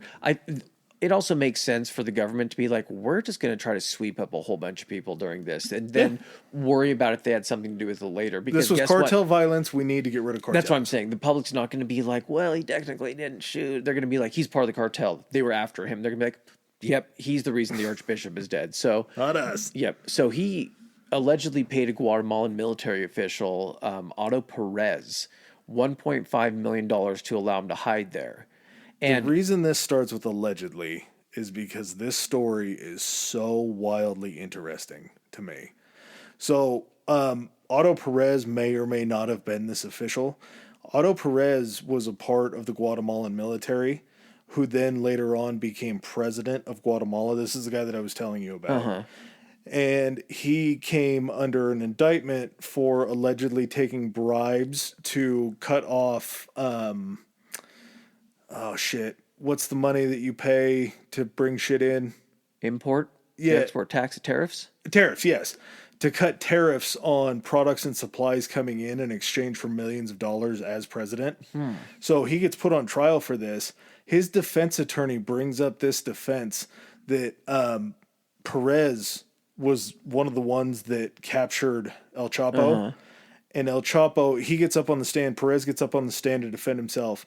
Tells this story that he was the one, his army group was the one that caught El Chapo. He does. So El Chapo offered him $1.5 million. Correct. But to the public, all of this ends up coming out. But to the public at that time, because he turns right around. And here's the thing. Did he accept the money? Did he not? That's kind of what we're going back and forth on here. Regardless, he either doesn't take the money, turns around and hands in El Chapo, or he takes the money. Both are likely. Based upon what we're going to get into as far as people willing to accept money to do shit to help this guy, it's entirely likely. Regardless, though, he just basically turns right around and turns him in. Well, so he used that as a defense in his case. Like as a character, like I've done this great service. Why would I take money from these guys? El Chapo offered me $1.5 million. Gotcha. And so... Listen, I've been offered more. Yeah. So this defense comes up. Well, later on, after they find some of El Chapo's books, there is a $1.5 million payment made to Otto Perez. In a ledger. In a ledger, because none of this is traceable because it's all cash. So Perez used this as a defense that he didn't take the money, but El Chapo has $1.5 million that was earmarked to go to Perez. The argument is, well, he could have just written that, but then the other argument is like, why would he have that written down? Yeah, exactly. So like you say, he says, okay, they're staying at a hotel right on the border of Mexico with Guatemala. One of the other things that they had figured out, too, was Guatemala was actually almost better for them because as these planes from Colombia were coming up with the cocaine, they started to intercept and pick off these planes and all that kind of thing. Well, Guatemala was so far less advanced that they could fly these planes into Guatemala, and by as far the time as their detection techniques, they were hitting these runways that were harder to get to, and then they were just transporting it up through the Guatemala-Mexico border. Gotcha. So they were almost using it as like, okay, this might be a better situation, but Perez turns him in. The army comes to the hotel, and the transfer is complete. Yeah, that's the other thing you have to think about from like a got the money. Good. Yeah, as far as like a logistical standpoint and everything, if this whole thing is being done and trying to be done untraceable, this is, I guess, an argument against it. Did Guzman essentially just have like $1.5 million on him at any given time? Was he just carrying around duffel bags of money? Because if they're down in Guatemala and he's like, I don't know, I can't remember how many days it was between the time that he offers him. It was like a matter of weeks, I think. But like, if he's gonna accept the money, he's got to wait to get the money before he does this. But yeah, he ends up turning him in and sending him back to Mexico. Now at this point, it wasn't just like, no, you're not allowed to cross the border. It's like, you're under arrest. Here you are to the Mexican authorities. This is where I think the reason comes that he just traveled with money all the time was because before they went into Guatemala, he met up with one of the heads of the Sinaloa cartel, and he goes, "All right, I got $400 million out there." It's like $400 million. Like, I got $400 million out there. It's out in the cars. You take $200 million, you give it to my family to make sure that they can live in case anything happens to me while I'm on the run or I get arrested or anything like that. Because like, okay, that kind of makes sense. What about the other $200 million? He goes, the other $200 million is to run the cartel in my absence. Yes. So he just had $400 million day-to-day with operating him. costs, office supplies, all that kind of shit, you know? Go ahead and buy pens. You just got $200 million to run this empire. So he basically had, as he's doing this, the guy is already setting up essentially a contingency plan if he's unable to operate essentially on the outside of prison. Well, January 19th, 2001, he's sent to prison essentially, prior to this. He gets sentenced to 20 years for drug trafficking and bribery. Like, to me, do you think they were just trying to throw the things at him that they knew without a doubt they could prove and stick? Because essentially this guy has murdered so many fucking people that, like, how are you not just sentencing this guy to life? You can't pin anything on him. That's what I'm saying. So you just go to the things that you can 100% try to prove or get a conviction for, and then you just worry about it the rest later. Well, in other countries, their sentencing guidelines for different things are so much different than they are here. He's in kept America. himself so insulated to the actual murders themselves that he can just say, I didn't order that. He's like, that was these guys. You can't trace anything back. My guys got a little wild out there and started firing. So he ends up doing his time at the federal facility on the outskirts of Juarez. And he ends up serving... Here's the thing. The Sinaloa cartel, while he's in there, doesn't skip a beat. He's got his brother running it, the day-to-day. And when he's in prison, this is kind of like you know what this is? It's a fucking Hitler situation. As he is in prison, he's essentially bribing basically everyone in the fucking prison for all of the luxuries that he wants. He basically gets, a large cell, basically has people bring him in whenever he wants. He gets his conjugal visits. There was a women's side of the prison that they would actually bring female inmates over to him. Yep, and he ended up getting just real smitten with one of them, who used to be like a federal agent or federal cop that ended up getting arrested for bribery. It was robbery. Robbery, that's right, robbery. But basically, he's getting... The only difference is he's now in prison and he's not able to leave, but everyone that works within this prison is being paid probably in one way or another by El Chapo to provide him essentially the most comfortable stay that he can have. Well, and it's still allowing him, he's able to actually communicate to people on the outside with messages and all that kind of stuff very easily to actually help run the day-to-day workings of the cartel itself. And weirdly enough, while he's in, it was his ex-brother-in-law, so his first wife's brother, goes and talks to a DE agent and says, hey, El Chapo wants to talk to you guys. They're like, what? He's like, yeah, El Chapo wants to talk to you guys. They're like, well, what about like the FBI or like somebody in the government? He's like, no. He said he wants to talk to you guys. They're like, okay, well, this could be really good. Like we could get some stuff from him. They end up meeting in a room and El Chapo comes in and they're like, are you, Joaquin Guzman-Loera? And he's like, yeah. And they ask him a couple questions, and these DE agents are like, holy shit, we have this guy. We have this drug kingpin in our presence. They show him their badges, and Chapo is just shocked that this actually happened. Like, they sent actual heads of the DEA down to meet with him, and they're asking him about all these different crimes that he committed, and he's kind of getting a big head. He's like, yeah, it probably takes a pretty smart guy to do something like that. He's basically bragging. Agree? Yeah. And he basically says, so I'm going to give you basically the construction of all these other cartels. I'm going to give you I'll give you the structure. Yeah. Who's currently in heads positions and their lieutenants and everything. I know all of my information essentially on the running structure of these other cartels. Well, they were like, fuck yeah, dude, that sounds awesome. What do you want out of it? And he goes, just go ahead and make sure that you waive all of the extradition paperwork that you guys I want to have. do my time here. Yeah. He said he wanted I just to want to stay in make sure that Mexico. my time is done here in this country. He's like, I'll probably be in here for the rest of my life. Because here's the point, though. He has to do this because there is a push. Because of all, like you said, as soon as, we're watching essentially these cartel wars going on, we know to a degree who the heads of them are. It's not like we can get to them or anything like that. So when we're looking at this guy and we can tie all of these, drugs that we know are getting in back to him, we want to try to extradite him to make him face charges in America for essentially all of the laws that he's broken here. The Mexican government's like, no, like this guy lives here. He's, done this to our people. We're keeping him here. And so there's some talk already about extraditing him. So in order for him to kind of nip that, he's trying to cut a deal basically. At the same time, what he's doing is he's like, I'll give you all my competition's information so you can take them out. So he's also finding a way to utilize this to actually strengthen his hand. He's like, wouldn't you guys just want to end the violence and everything? But at the same time, they've got to be looking at this guy and being like, but then you're just going to take over everything and we know you're good. What, are you going to stop sending drugs into our country?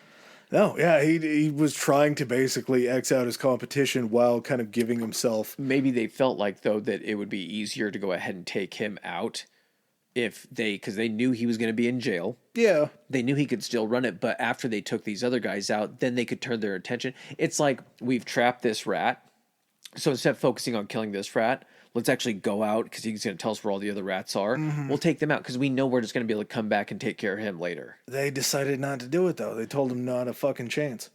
Yes, because of that. Maybe at that point there was a strategy that we employed to get rid of Escobar, and again, that's still that episode, but they took care of the Medellin cartel first, even though there was a warring faction in the Cali cartel that was actively trying to take down Pablo too. Yeah.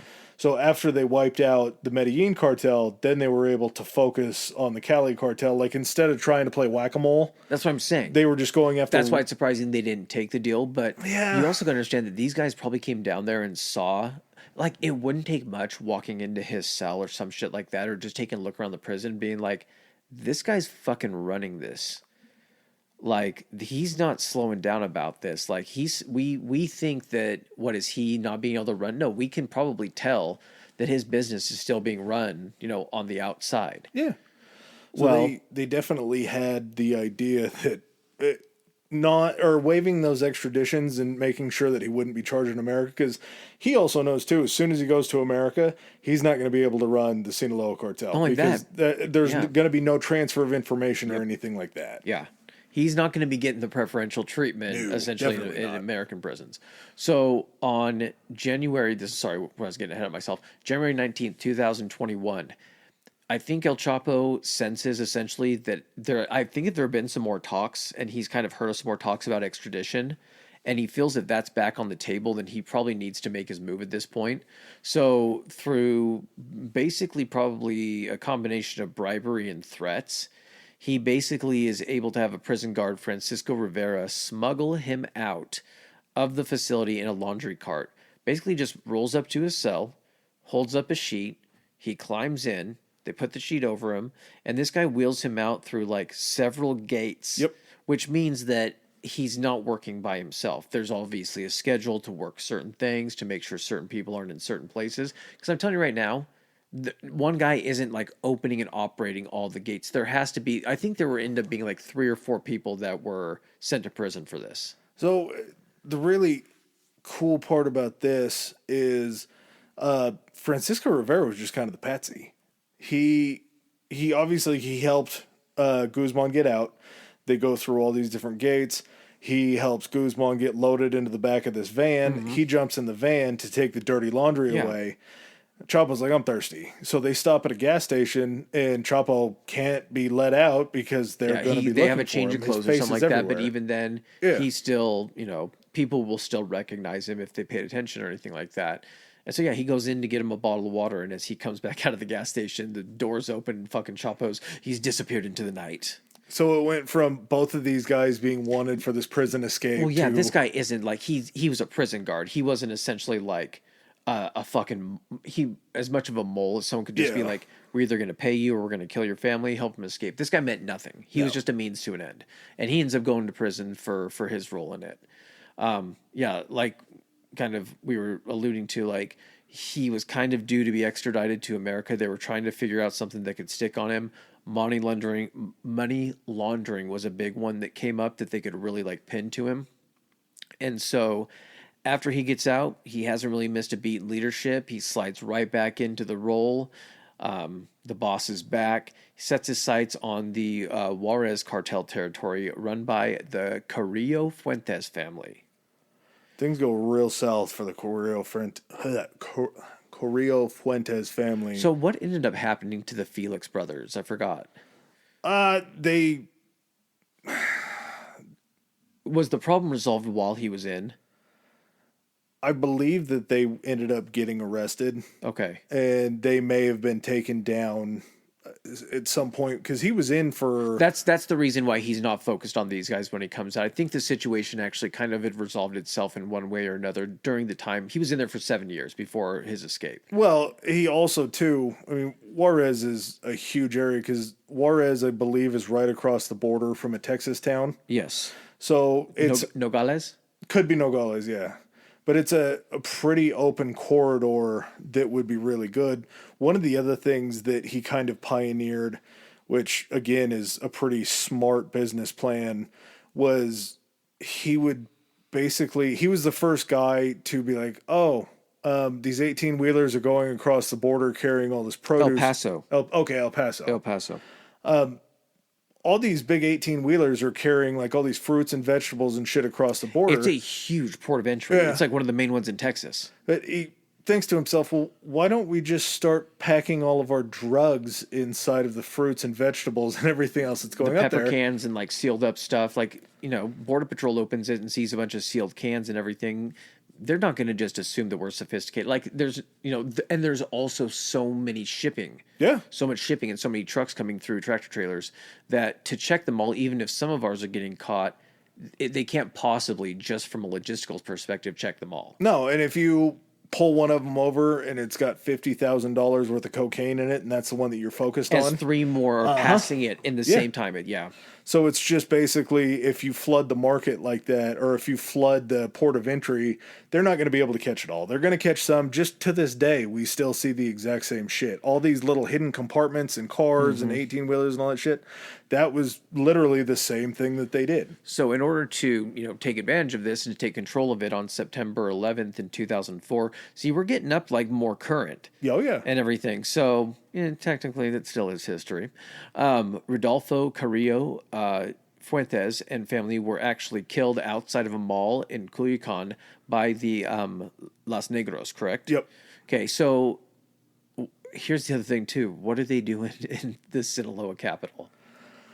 Yeah, man. And I'm not saying that it's their fault, of course, or anything like that, but like at the same time, like there's obviously all of this cartel fighting going on. It's like, yeah, we're in the capital of the state in which this other cartel is kind of like in charge of. That is now a free man. Yeah. But at the same time, the Juarez cartel wasn't really a part of his issues that he had with the Felix brothers. So they didn't assume that they had fucking targets on their backs. Yeah, so it was probably took them by surprise, but as soon as Rodolfo gets wiped out, all of a sudden the city of Juarez just becomes like this war zone. And the cartel war that went on, it wasn't just the Sinaloans that killed him and then just walked in and took it over. There were still members of the Juarez cartel that were trying to fight for their territory and for their area. Mm-hmm. But all these other smaller cartels that have popped up, or people that were helping out the Juarez cartel, immediately tried to jump on that area. And that area, Juarez, Mexico, over 60,000 people have been killed in that territory since 2006. Jesus. December 2006 too, so late in 2006. And again, those are probably pretty low numbers, but to think that out of that 60,000 people, it's a great chance that most of them were just people that were in public, civilians that weren't a part of this. They just get caught in the crossfire of things. It's not even it's not even considered. Like, yeah. So after that, the Sinaloa cartel kind of starts to not necessarily fall apart, but it sort of starts to fray. The top lieutenants, the Beltran-Loera, or what the fuck is it? Let's just go Beltran brothers. Okay, the Beltran brothers. There were 5 brothers that were the Sinaloa's top lieutenants, and they basically got really angry at Guzman because they found out that he was trying to basically give this intelligence up to He was trying to DEA on other utilize cartels. essentially who they felt were like the government and the authorities, like their enemies. He was feeding them information to try to take out their enemies, but at the same time, they're probably looking at that like you're still informing. Yeah, you're still a rat. Even Yeah. though you're doing it to somebody else, you're still a rat. And as the Beltrons leave, obviously they need somebody else to pair up with. And the Gulf Cartel steps in the form of Los Zetas. And the Zetas are kind of like the paramilitary group of the Gulf Cartel. The Gulf Cartel are going to be anybody that handles any of the shipping lanes around the Gulf of Mexico. Okay. So they're going to be on the eastern side of things. And It probably also makes sense too if you're kind of looking at it from you're like why did the Beltran brothers go against him instead of dropping dimes. That probably was part of it, but also as they take over additional areas, his operation is getting larger, which means potentially their roles in that are getting bigger. They're looking over more territory. They're like, man, we could just carve ourselves off a piece of this. Yeah. If we're all together and it's strength in numbers. So let's just go ahead and let's take care of this area in the Gulf area. And then, fucking his, El Chapo's area is on the other side of the country. Well, they also probably saw his entry into Juarez as like he's moving east. He's coming more towards our shit. So maybe we need to get on board with this first. So the Beltrans and, the Los Zetas, they end up going to war with the Sinaloa cartel. And El Chapo finally becomes Mexico's most wanted man while he's on the run. Because, again, he's escaped from... Yeah, this is still after his prison escape. Yeah, he's not just like everyone's like not looking for him. Like he's already wanted, he's being hunted. But again, he has all of these properties, all of these safe houses, and he has essentially unlimited resources in which to keep moving around. But he's not trying to escape outside the country. He's still running the cartel. He's just doing it as a wanted man. And he was on the run until 2014 when on Valentine's Day in 2014, the Mexican military actually raided his ex-wife's house where he was actually hiding. And his ex-wife's house just coincidentally had an armored door. So like he knew at some point he had to have places where he was going to go. These places were reinforced. And while this, I think it was the Mexican Marines or something like that, while they essentially took, I think like 10 to 20 seconds to beat down this steel door with like a hand battering ram, he basically was able to escape under a secret passage, which was a control panel that you had to activate to hydraulically lift the bathtub up, tilted off the floor, and him and a couple of his guys end up taking off through this secret escape tunnel in the bathroom. So they miss out on him on this. He actually is able to escape, get to whatever the escape, the end of the tunnel was, get into a vehicle and get taken out of there. One of the other really tough things that Mexico had to deal with in trying to apprehend Chapo was he was kind of a man of the people. Like he did a lot of things to sort of ingratiate himself. And I heard somebody talking about this in one of the documentaries, but it's almost like when you are doing such terrible things, it shows that there is a little bit of humanity in you to actually try to do things for other people. Because eventually when you die, like if there really is like a judgment day, you're probably going to need some good shit to try to argue. And I'm not saying this as far as standing with him or supporting him. You see this in Escobar too, and everything like that. But it's not saying like, well, they had, you can never say they had redeeming qualities because there was always kind of an ulterior motive to it. Oh, 100%. It wasn't just doing good for like to be like, well, if I tilt the balance and I build, because he built like churches and stuff like that. He built some schools, some hospitals within these poor areas of Sinaloa to give these people, access to this kind of stuff. But it was definitely self-serving because what you're basically doing is you can't win a war if you have a hostile populace because everyone, if they don't like you, is going to be trying to... There was at this point, I think, was it $8 million or $7 million bounty on him? I think at this point it was only 5. Okay. I think it gets bumped up later on. So you need to, through a combination of either total fear, which at certain points people are going to turn against you if it's done with total fear, or you can basically ingratiate yourself with all of these people to where you yourself aren't hurting these people. If anything, he's probably trying to keep drugs and shit and all this kind of stuff out of the main areas of Sinaloa. Yeah. Protect from the addiction. Yes, and building infrastructure and helping these people, that they looked at him as a fucking like Robin Hood character. That he was essentially, he wasn't stealing from the rich. He was stealing from people's fucking... Rich kids were stealing from their parents, who were then in turn funding him, but he was spending this money, a tiny fraction of it, on the infrastructure of his country and helping people, doing things that were perceived as helping people. At the same time, do you know what you're also doing on that? You're creating your own almost protection squad around you. And, when he makes this escape in 2014, like the early warning system had to be coming from miles away as soon as they saw the military approaching. Yeah. It was like, I'm trying to think of what fucking movie it was. I want to say it's one that like there's like a favela. It might be something, maybe it's in Brazil if there's favelas and stuff. But like, you get these people that are watching, and then you see them radio back to someone else. So by the time they're even close, that's not to say that he jumped up at those 10 to 15, 20 seconds when they were beating down the door. He probably waited until they were close.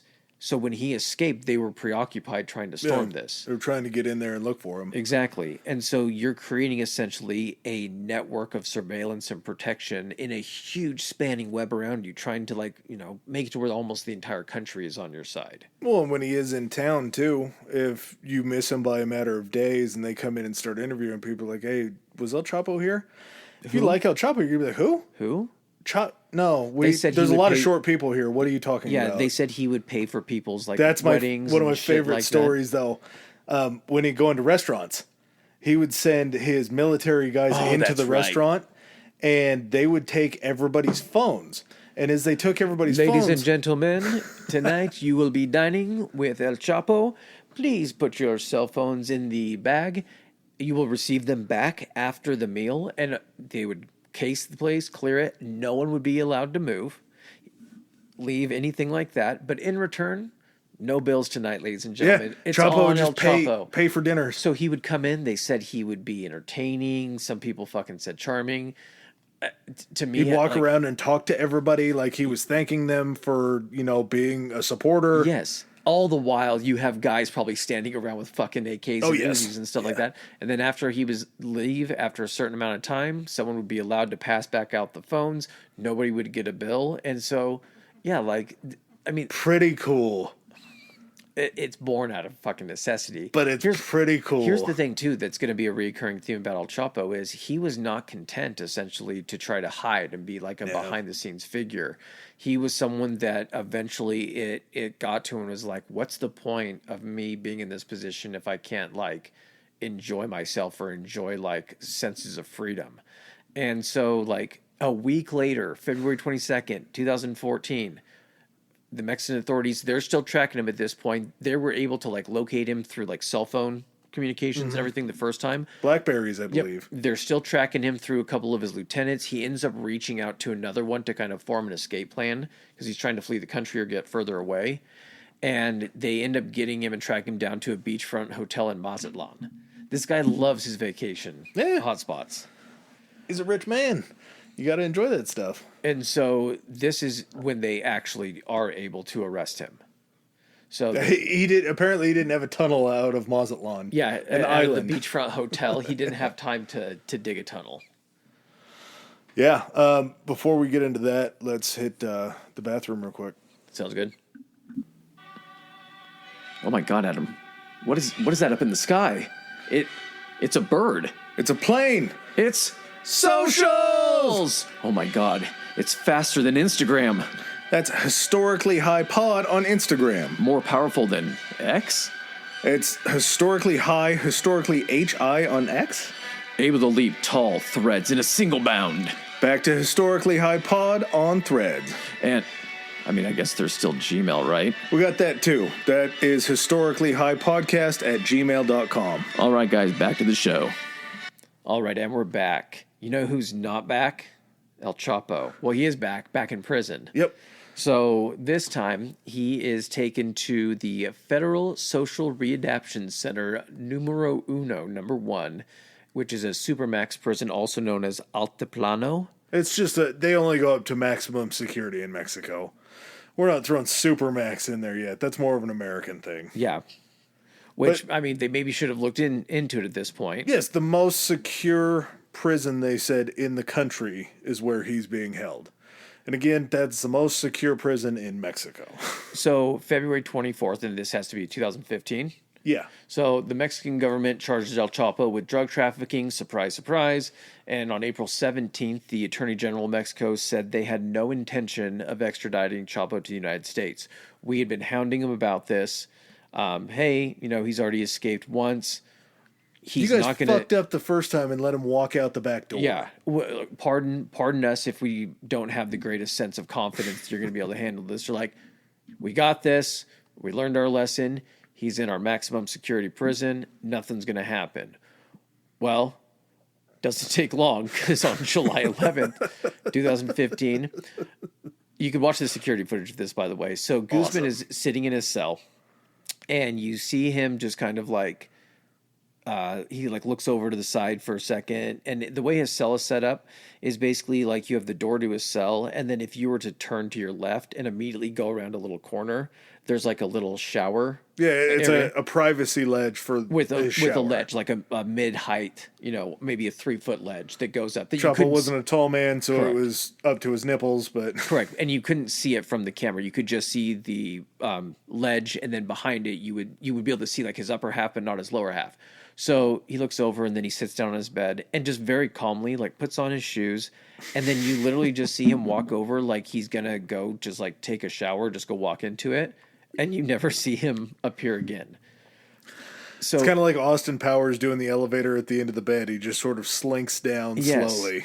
And he escapes through a 20-inch by 20-inch hole to a 30-foot ladder, so 10 yards deep, 30 feet, to a 0.93 mile, so let's just call it a mile, or 1.5 kilometers, tunnel equipped with power, ventilation, and a rail-operated motorcycle waiting for him.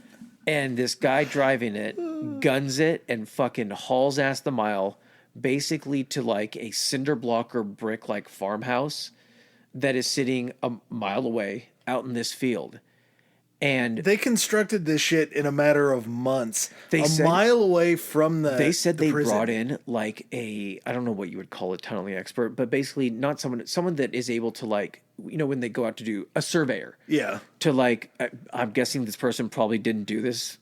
They either had a surveyor on retainer, which maybe with all the tunnel digging, probably they did. They had a guy specializing in it. They used all of this, and they knew what fucking cell he was in. They had to do this surveying so precise. This is how good they got at tunnels. From a mile away, they were able to tunnel, have it to where you could have a motorcycle on a track, so no sharp turns or corrections or anything. And they were able to go under the prison walls, into the cell block, and pinpoint it to his fucking shower to do this. And then basically, so I'm like trying to like plan this in my head. You would have to have everything constructed. There would have to be noise, because for them to be able to just break through that shower bottom, but to have it operate as a shower consistently while they were digging it and getting it all prepped and everything like that. Yeah, you just don't hit the sewer line. You don't, but you still have to have all the support under it. Yeah, and you're still having to get the ladder set up, have the tunnel ready to go. So the whole point about this was like, when they were looking into this, they're like, how did you guys not fucking hear anything going on here? Like, what was going on? They had, at this prison, they said they had like seismometers or seismic detectors to prevent this type of thing. And it's one of the things they told the U.S. when they're like, give him to us, extradite him. They're like, no, you ain't tunneling out of this when we have detectors. Coincidentally, those detection systems had been turned off. Yeah, it's very interesting how that happens. And I don't know if maybe the guy in charge of that could have been on the take as well. I don't know if it was specifically that they were turned off along the section they were tunneling, or all of them had been turned off. But regardless, yeah. So they were at work, making noise, doing all this shit, and then he just literally, within a matter of a couple months of being there, walks out. Or rides out. I'm not a smart man, but I will offer maybe a choice that they could have made that would have stopped this from happening. And correct me if I'm wrong, if this seems like a batshit crazy idea. Put him on second level. change his cell. Yeah, don't leave him on the ground. Get him raised up, because the man clearly likes to tunnel. That's how he got out from underneath the bathtub. Funny, he used a bathtub the first time and then a shower the second time. But and that was one of the suggestions I think that was made. They're like, well, will you at least like change him? Hey, put him on the second story. Put him on the third story. It's absolutely incredible to me just how quickly this was blundered. And there were things, it had to have been somewhat of an inside job, because they said that it was 20 minutes that he was off camera after he slinked down behind the shower wall. Yes, it was during like, hey, a guard maybe change or some shit like that. There were definitely people, because you had to have people ignoring someone to fuck with the security system, and you had to have people that were going to ignore like people that were in that area that were just going to not listen to, like, okay, here's the deal. I'm not going to tell you anything, but you're going to hear some weird noises on your shift. You're going to go ahead and ignore those noises. You don't need to concern yourself. They're just, you know what? It's an old prison. It's got some creaks to it and everything. The plumbing's not great. Probably just some rats crawling around. In exchange, we either A, won't kill you and everyone you know, which at that point, I think if the cartel went after the guard, they would know something was up. Yeah. So it was definitely a situation I think skews more toward the and what did they say? Silver or lead? Plateau or plama. Yep. And so I think it was definitely more of the plateau situation where these people were being paid off. Or, you know what? Maybe that new farmhouse that's being built less than a mile away from the prison, maybe we go check that out and see what's going on there. Maybe we just don't allow places being built within a certain distance of the fucking prison. Within tunnel distance to the prison. Maybe we don't let that happen. I've noticed that's something that is a very specific thing, like for like American prisons. There is nothing around them. No. I don't know if that's been a lesson that we learned from someplace else. Yeah, I mean, it may have been, or it's just sort of common sense to not let that happen. But either way, he gets out, which is pretty incredible. Can you imagine getting that call, and then you got to be the guy that has to do the press conference? Well, yeah. How do you explain it? We lost him again. And I remember when this shit happened. I distinctly remember seeing that we finally caught El Chapo, and then my second thought being, he's not going to be in for long, because knowing his history, knowing that he got out the first time and has been on the run this long, I figured it wouldn't take that long if they kept him in Mexico. 2 months? Yeah. That's pretty fucking 5, insane. yeah, because it was February he got indicted, and then July 11th. They're like, listen, we took all precautions. We did not anticipate the motorcycle. Yeah. That's on us. Last time it was a laundry cart. We definitely did not have motorcycles on our El Chapo escape bingo card.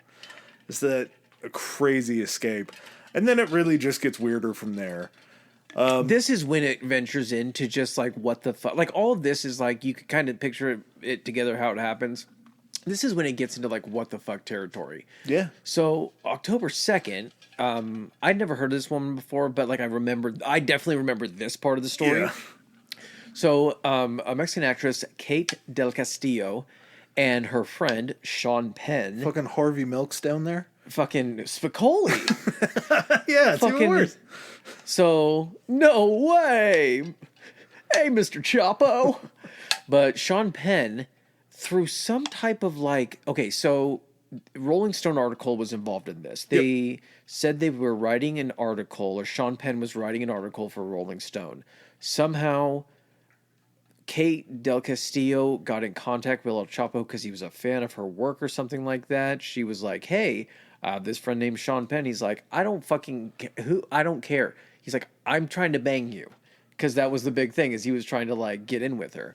So, so he actually reached out to her because he wanted to make a film about his life. That's right. He wanted to make a biopic. He was getting to that point in every drug kingpin's phase of life where he's like, you know what? I need to write my memoirs and my script. I need to get my life up on I just escaped prison for the second time on a motorcycle. So I need to Somebody get this needs to hear this story. No shit. So through some type of exchange of information and offers and stuff, Kate Del Castillo and Sean Penn meet with El Chapo at one of his like secret ranches. I don't know fucking where it was, for an interview. I believe it was in Durango. Yep, with Rolling Stone magazine. They had to meet with him once. They wanted to tell him what they wanted to do. Then they went back to a hotel, and I want to say like several days later, then they went to meet with him to be able to do the interview to ask the questions. The Mexican Marines were tracking them at this time as well. I'm not sure how they got put onto it, but tracking technology had become more advanced. I'm not sure El Chapo had known that, so he was being like surveilled, and they had actually had a raid set up for the same night that they were doing the interview. And because of weather, they were unable to execute the raid because they were having to bring in helicopters into the compound because it was essentially isolated to where if they tried to bring in vehicles, they would be spotted, and it wasn't quick enough. I have thoughts on this. They said part of the concern was that during the raid, there was some hesitation prior to them knowing it was going to be canceled for the weather about like, well, what happens if Sean Penn gets killed and all this kind of stuff? There's going to be huge media blowback. I don't know Sean Penn or anything like that as a person, but if you are someone going to interview a twice escaped, most wanted man, known to fucking shoot people at the drop of a hat, fucking fugitive, drug kingpin, tough shit, man. You're taking the risk. So if they would have came in and raided at this point and Sean Penn would have been lost in the line of fire, I'd have been like, the fuck was Sean Penn doing there in the first place? I even had that thought, and Sean Penn made it back. I'm like, dude, are you like, unless you were working undercover and being tracked and like knew that you were trying to bring this guy down, like the fuck are you trying to do? Write this article for Rolling Stone magazine? Like, I get that, like, this makes me not like Sean Penn, and I don't know how big of a Sean Penn fan I was even before this because I think he's kind of fucking weird, but like, dude, the fuck. You and I couldn't have a more opposite take on this, because I 100% believe that through the raids that have happened where they were trying to capture him before, and they saw the gunfire that goes on through there, nobody in that house that didn't have a gun was just going to be completely executed.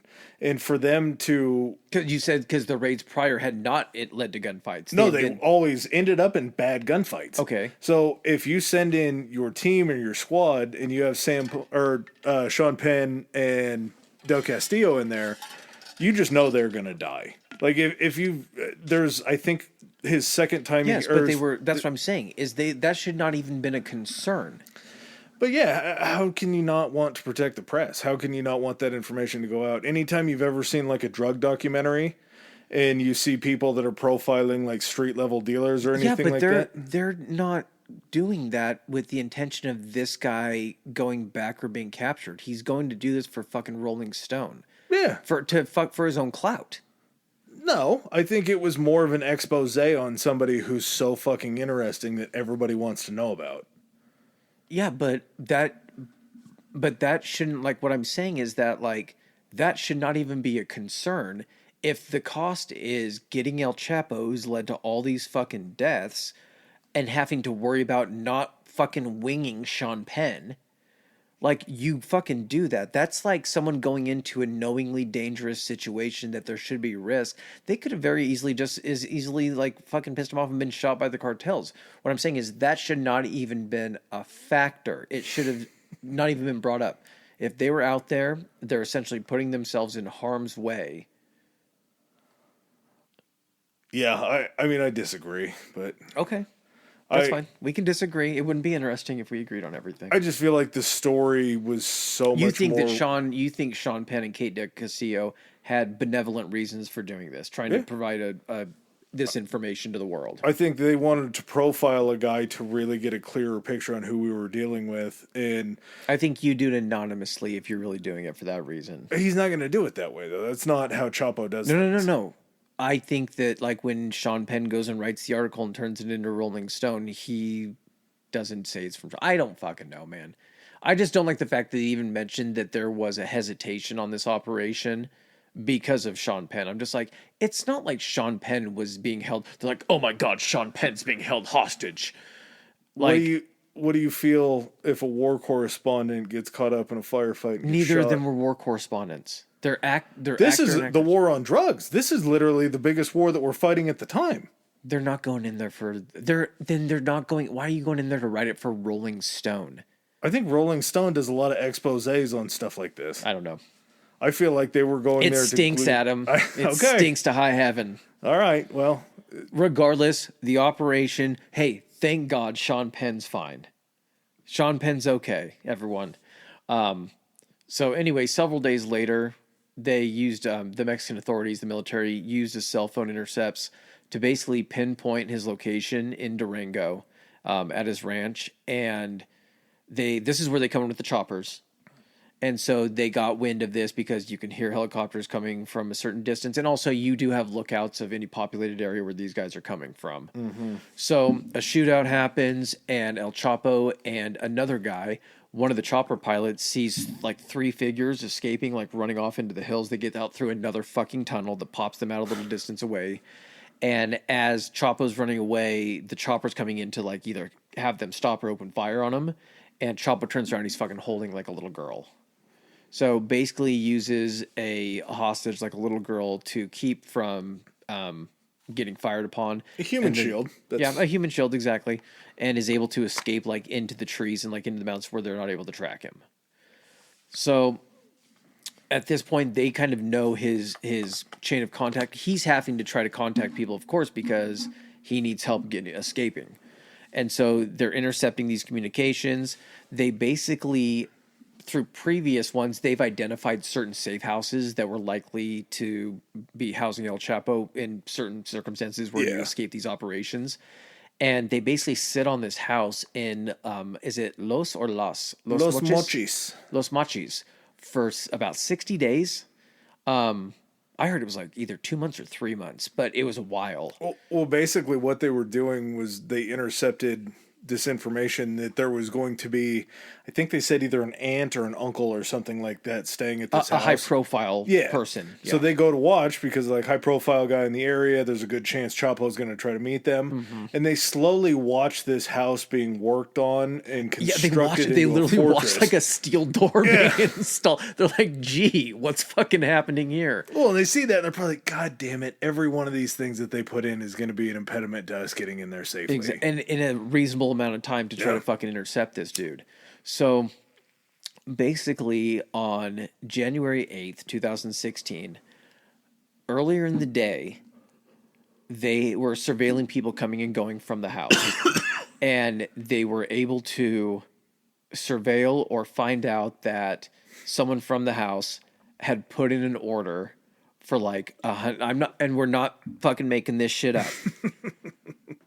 Had put in an order for like a huge order for tacos. They said like 100 tacos or something like that. A huge order from this place, someplace in town. This is 100% factual. We're not punching this up. No. They also said that there was an order and that they were picking up like pornography too. Porno tapes or something like that. Porn tapes. Tacos and porn. Tacos and porn. So been the downfall of many men. So many. There should be a different name for this. Yeah. When they say T's and P, this is what it's actually referring to. It's not thoughts and prayers. It's tacos and porn.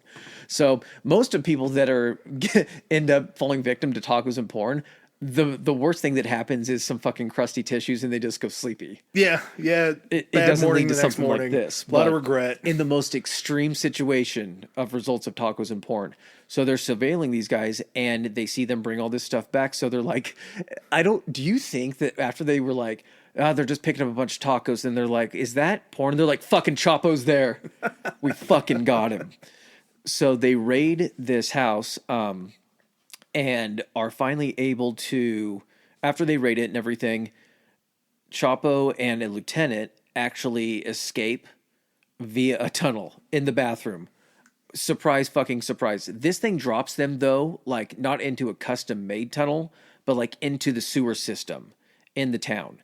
And it had rained apparently a couple days before, and so the sewer was actually up even more. So they're just getting covered in like piss and shit and drainage and everything. And they get some distance away from the house. At this point, the Marines or whoever's raiding it identifies the tunnel. I don't know if they've sent people down in there as well to chase him, but El Chapo's like, we got to fucking get topside. Yeah, we got to find a way. Like the fucking Ninja Turtles, they fucking go up a ladder and like pull back a manhole. Get out, they fucking hijack a fucking car at gunpoint, and as they get in the fucking car, did it break down right away, or were they able to drive a little bit? Not far. Not very far enough. And this fucking car breaks down, And not only does it break down, but the person they carjacked it from, because all this shit's going around, they have people searching. As soon as, it's not just the raid, they also have probably like a circle of law enforcement. Yeah. The person who ends up getting it stolen from them identifies the car almost immediately. They know what car they're looking for. And the military is able to arrest El Chapo on the street after, in the broken down car. What's the first thing he does? Before that, what do you think is running through your mind when El Chapo climbs out of the sewer and steals your car? Are you just like, what the fuck is happening? This guy got back out and now he's right in front of me trying to jack my car. You're like, holy shit, that's El Chapo. Do you think he wants to use this to get away? I mean, at this point, because the escape was back in July, and then this is now like the new year, I think maybe they know they're still searching for El Chapo, but it's not like where everyone has their eyes out. Like, there has to be that week or 2 weeks after the escape where they're getting all these tips like, I saw El Chapo. I saw El Chapo. It's probably died down at this point, but you've seen him so much over the course that when you see, and you're also seeing a dude with a gun pop out of the manhole, and then you see this other dude, you're probably like, this probably has something to do with El Chapo. Whether you know it's him or not, you're just like, this has got to be very El Chapo-esque. And then after they get in the car, do you like lean in and you're like, hey man, pulls a little bit to the left? That's what I was going to say. You got to shake the gear shifter. You got to pump the clutch or it's not going to go into first. The game rolls down and just grinding the gears. He's like, is there a fucking trick to this? He's like, it's a piece of shit. Yeah. What do you want? Then you call 911. You're like, hey, El Chapo just stole my car. They're like, okay, what's the information? You give them all the information. Can you imagine reporting that to your insurance? Yeah. What happened to your vehicle? El Chapo. He's like, listen, you wouldn't believe how many times we hear this. Yeah. That El Chapo stole my car as an insurance scam. To call the police and be like, this is what the car is. He won't get far. They're like, well, how do you know? You're like, my car's a piece of shit. Yeah, they're going to run it right into the ground. I was already like sputtering on gas. Like I was trying to coast this thing to the gas station. It ain't going far. Only 3 people know how to drive this car and none of them are inside of it right now. So first thing he does to these guys that are actually holding him at gunpoint, he tries to fucking bribe him. He's just like, how much, fellas? How much to just forget you fucking seen me and also try to find me a fucking car that works? They ain't buying this point. So fucking El Chapo covered, piss and shit, finally captured, and on October 17th, 2016, so he's held, and I think they say they fly him via helicopter directly there to, I can't remember where, it might have been the Capitol, because they take him to, apparently the Attorney General had a hangar or something. Oh, really? For like a private plane, probably flying around, and they actually bring him in and, have a fully, complete armed guard on him. It's good that they got him. I'm pretty sure they flew him by helicopter to get him a distance away from any like support structure. They would have to, and to make sure that nobody around them is going to be an eye out to be like, that's where they're taking him. Exactly. Yep. They've been burned a couple times before. Yeah. So October 17th, 2016. It takes him a fucking while, man. From January to October, the federal judge overseeing the extradition, finally they agreed. They're like, we got him again. You can take him. And if he escapes again, it's on you guys, not on us. Do you think part of them were like, man, we kind of hope he escapes a little bit so we can see, haha, yeah, see? Not so fucking easy to keep him. He's just really good. It doesn't matter how good your system is, he's just better. Exactly. They're like, oh, actually, we just kept him in a sky prison. It was suspended between 2 canyons, and so there was nowhere to go, nowhere to tunnel. Like fucking off Marvel, the fucking prison that's underwater and shit. Yeah. So anywhere you take him just shouldn't have a floor. Exactly. Yeah. It Tunneling needs to be should like not granite. be an option.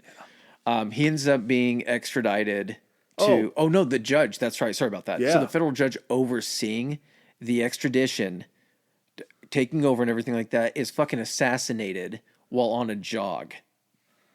Weird. Was that the American federal judge or the Mexican federal judge? Mexican, because it was the extradition hearing that he was overseeing, so it was still done in Mexico. Well, but yeah, why in the world would you go out for a jog? When Mexican authorities intercept money or anything like that that's going towards the cartel, they're like, oh shit, if they find out that it was us, they're just going to kill everybody in our family. But this judge is like, I'm going to forego the treadmill tonight. Let me go out for a jog. I'm not feeling the Peloton. No. I'm feeling the fresh air. It's a bad choice. But again, like this shows you how much reach they had and what they were trying to do to get this guy released. Like how much fucking influence. That's why this guy was so fucking feared of how much power he had and why he fucking terrorized the entire country. So thankfully this doesn't derail it. January 19th of 2017, Shorty's extradited to the United States. He's taken to New York. Yep. He's taken to New York, and he pleads not guilty to 17 counts on the 20th. So within one day, they got him in front of a judge. Mm-hmm. That was how fast things were going to start moving for him. No more fucking around. But we need to get you from here to prison as quickly as possible. Because here's the thing, like, when they start the trial, that's when I was confusing the 3 months. So you're probably right back on the Los Mochis for 2 months waiting for that. Yeah.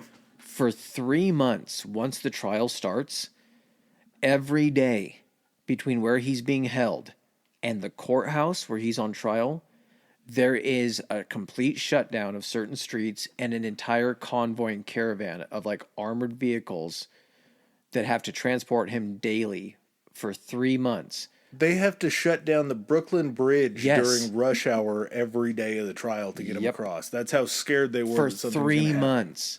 Because all that they're waiting for essentially is for like an ambush or for like a fucking hit squad, or because they've seen the power and you know, we might touch on a little bit about when his son gets picked up, what ends up happening. But like they've seen the power, and especially with as much funding as they still fucking have, they're just waiting for what's it's the movie SWAT. Yeah, very much so. It's where the fucking Colombian drug lord and everything like that, and all of a sudden he puts out a bounty. What's to say that there wasn't like anyone that can get this guy out $100 million? Yeah, and that's just pocket change. Part of the reason why he had to go to New York was because his influence in America at that time was so huge. Like we were talking about earlier, the main hub that they would want these drugs to hit was Chicago. Mm-hmm. Chicago is a major player in so many different things. That's why so many corporations are based in Chicago, because it's a central shipping hub to the East and the West Coast. Yeah. And that's the way that it's just been built. For all industries, that's how it's been built.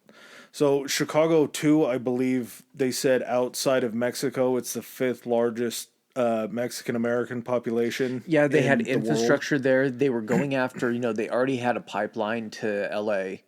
They were already, they used to take stuff to New York, but they were using Chicago for that.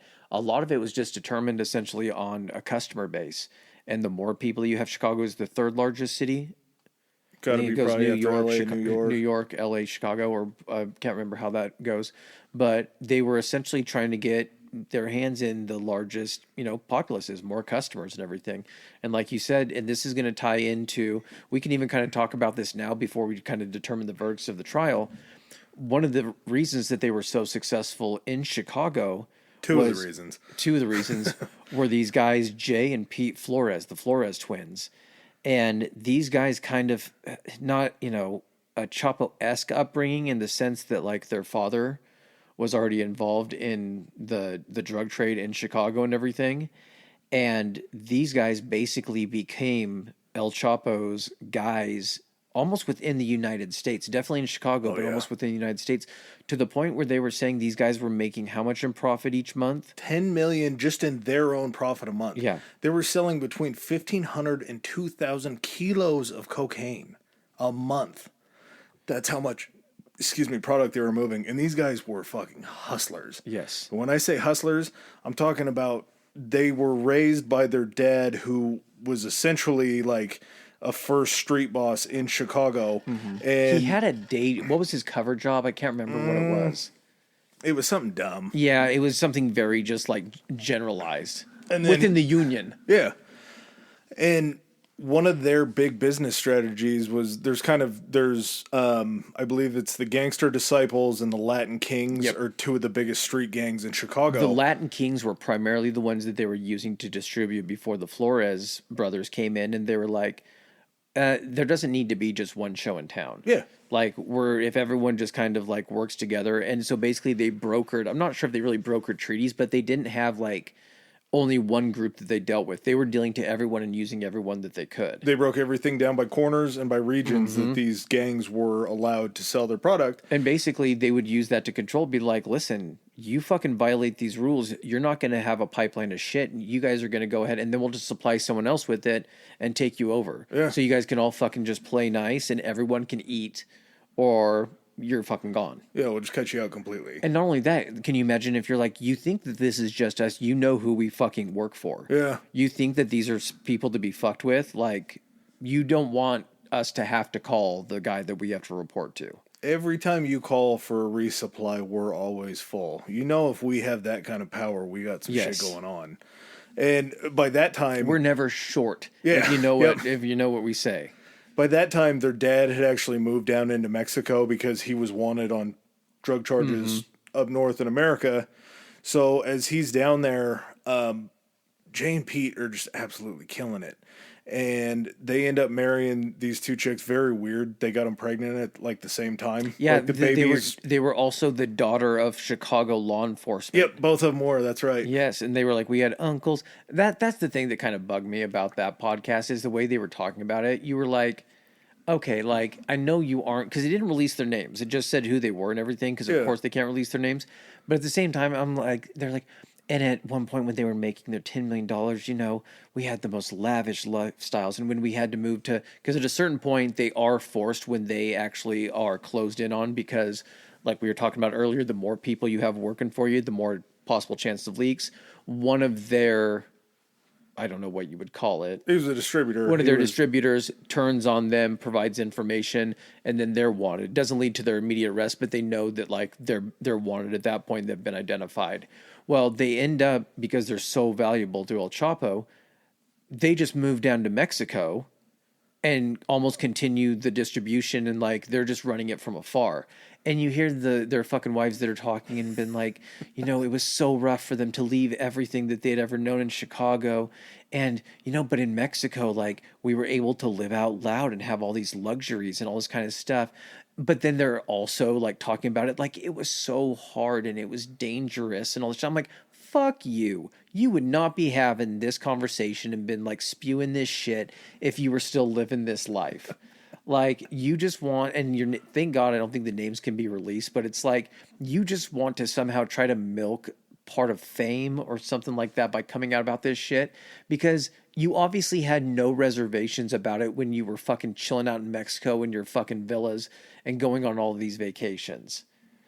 But when you're in, you're in. When you're in, you don't see that outside of it. Like you don't, but you're going to tell me right now that were they provided the option to continue living that life, or have to fucking then like anonymously make a fucking podcast interview or anything like that, they're choosing that fucking life 9 out of 10 times. What would you choose? I don't know. Don't ask me that question. I feel like I'm not on trial here. This is El Chapo, goddammit.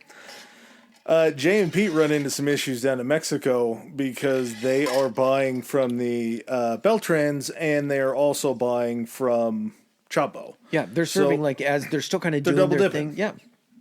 And you can't play both sides of the fence because eventually that's going to get you dead down there. And they don't know that they're double dealing. The Beltrans don't know that they're dealing with El Chapo. Chapo doesn't know. Eventually, this shit's going to come to light, and they realize that. And when the heat starts getting raised on the fucking war between these two groups as well, these guys are taking place also. I don't mean to make it sound like these guys are toward the end of the story. These guys actually help lead to the first arrest of El Chapo, the one that he escapes just in the laundry basket. So this is going back a little bit. It just reminded me once we were talking about Chicago about this. Yeah. So this is all happening while there's still, El Chapo's not the only show in town. So there's still this cartel wars going on. These guys basically figure one of these two is going to figure out that we're double dipping.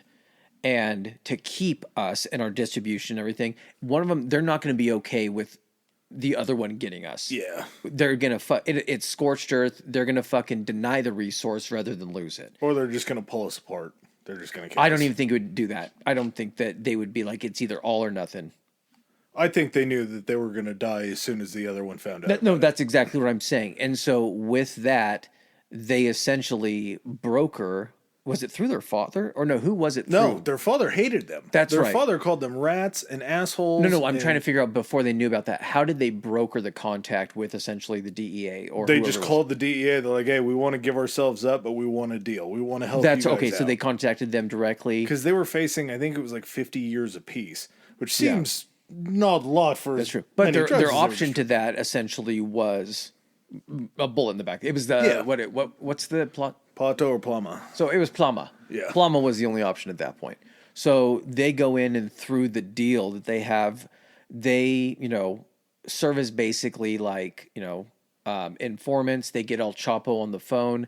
Basically the way that they're able to get him on the phone to admit to being in part of the business, they're having a conversation. They're like, "Hey, El Chapo, so one of the shipments of heroin you sent us, very good. Awesome. Bueno. Yes, muy bueno. The other, no bueno, not very good. Muy mal. Yeah, we're not going to be able to sell this for a lot. So, if you wouldn't mind, usually these things are what, 25,000? 55,000 for a key of heroin, I believe. Yeah, and so he's like, how about we knock it down, knock off 5,000 or something like that off the price of this bad batch? And he's like, yeah, sure, why not? So they basically have him being tied to the distribution of heroin, and that's on tape. And then after this, these guys end up getting sentenced and put into I'm guessing it's just prison, or like what would you think? Because they'd have to be in ADSEG. There's no way they could be in general population in a prison. Okay, what did you say? ADSEG, like the area away from the general population. Okay, that's okay. I didn't know if they were in witness protection or if they were going to be in like some type of solitude, some type of solitary. Somehow nobody will be able to get to them because everybody would probably want to get to them. Correct, exactly. That's what I'm saying. If they were in general population, the reach that this guy had, they would have been dead so quickly. Yeah. So these guys end up going, being sentenced to 14 years. Yep. In prison, and they're released after 13. 2020. 2020, they end up getting released, and they ride off into the sunset and live happily ever after. But I don't do I'm sorry, but here's the deal. I know that they're released after Chapo is in prison, but what are... They're marked, man. They have to be in witness protection somewhere. That's what yeah, correct. There's no way that they could ever... 100%, right? Anywhere in the country. Because, like you were talking about earlier, they were kind of everywhere. They had distribution Their father disappeared as well. Huh? So the father disappeared as well, and they found a note on his cars, and it said, like, tell the rats to stop talking. Yep. But they never found No, they found him in pieces. Oh, did they? Yeah. Okay. Yeah, he was sushi'd out. Yeah, and even he was probably like, I feel the same way you guys do, but it was like, sorry, old man, we got to fucking send a message. Yeah. Yeah. But for them to be able to go anywhere, like you were talking about earlier with the things that they were starting to export from China, they found a use for heroin because they had the poppy fields, and they knew that in Culiacan and around in Sinaloa was where these poppies would grow up in the mountains. That was the other thing. I don't know how we glossed over this. So the whole thing with meth, once he got into meth, and manufacturing methamphetamines, which is, I think, their major export today. Yeah. So going and looking, and this is where it draws inspiration from. When you're watching Breaking Bad, and you hear Gus Fring has connections with, I want to say in Breaking Bad, it's with some type of like Eastern European or chemical company. I can't remember what country it's based in. But when he's first starting his operation, he gets in touch with a chemical company that then basically sells them the raw precursor chemicals for the pseudo chemicals for like pseudoephedrine or whatever they make meth out of. So basically, whereas Walter and Jesse have to first start out making it out of the medicine, later in you find that Gus was able to get these chemicals, barrels in mass, essentially, that were intended to be sent to pharmaceutical companies and all this type of shit to make medicine. This is where it draws its fucking inspiration from.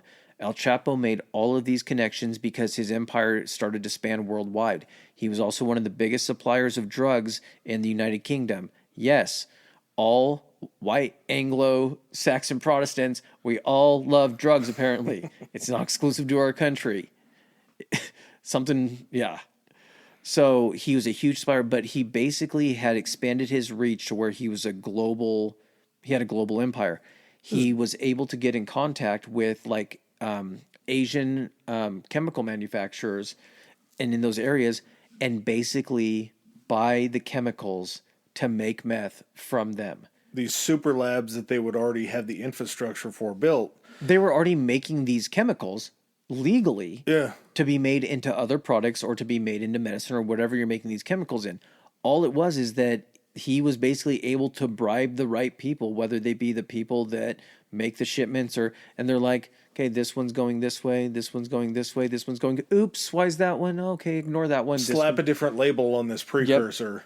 Yep, exactly. This one's going a different place. Mm-hmm. Don't worry about where that place is going. This envelope full of money says you don't have to worry about that. Here's your stamps. So he was able to essentially manufacture this stuff in mass, like you see in Breaking Bad, where they pulled Jesse down into the manufacturing place down in Mexico and everything. Like, he had warehouses and just huge operations where they were manufacturing this stuff. And like you said, that's what their bread and butter is today, right? Sinaloa? Yeah. Yep, that and heroin. And heroin is just because of the poppy that they have down there where they can extract the opium, and that's the base that they use for heroin. You watch that kind of stuff on Breaking Bad, and you're like, this is exaggerated, this is crazy, but it makes sense. And then when you find out, you're like, this shit happened? Yeah, you did a lot of research to make this film, or this series. So, but that goes to show, with this worldwide reach, where in the fuck would the Flores brothers go that they couldn't be touched? Yeah. Russia? You would have to go to a communist country. I don't. Like, they can get you anywhere else in the world besides maybe a communist country. Like you said, they're in witness protection, and very few people know who they are, where they actually are. So I would say that's a pretty proper punishment for these two dudes. Do you think that they were able to freeze all their assets, track down all their money? No. I mean, if you're doing this for that long, you're making that much money, like, you got to have a lot of stuff. You're at that point, too, where you're not having to worry about banks. You're hiding shit in barrels, buried in holes or in secret places and stash houses. Yeah, dude. How are you can't launder $10 million. But you can't go get it because you're in witness protection. He's like, hey, you know what a really lovely place for us to live would be? Des Moines, Iowa. Or we have a list of places that we're okay with. FYI, they're not able to live in any of those places. So the opening arguments actually for the actual case for El Chapo began on November 13th in 2018. And he was found guilty on all but one count on February 12th, 2019. We couldn't go 17 for 17. I don't know. What was the reasonable doubt on the last charge? Or that was the last one. They were just tired. They're like, oh, fuck it. No, we don't care. We've already convicted him on 16 of them. And on July 7th, a lot of the 17 counts. Was that February 12th or 17th? 12th. Oh, 12th. Okay. So July 17th, 2019, he is sentenced to life plus 30 years. Let's not, we're going to tack that on just to make sure. And to forfeit more than $12.6 billion. Oh, man, what did we do with that money? We'll never see it. It's all down in Mexico. We've never located a fucking cent. What the fuck is the point of that? Just to throw another number and be like, and we're making him forfeit all that money. They're like, oh, cool, what are we using it on? It's like, well, we got some ideas once we get it, and we'll get back to you on that. Well, not to mention, what are you going to do to him if he doesn't pay? He's already in for life plus 30. So, yeah, they have not received any. And where are you going to fucking get that from? You'd be like, hey, we know that there's someone else in charge of the Sinaloa cartel, but just letting you guys know, while we also try to hunt all you fuckers down, you owe us $12.6 billion. So we're taking every piece of money you guys have on you when we arrest you. Mm-hmm, so send it our way. Another very big Guzman arrest.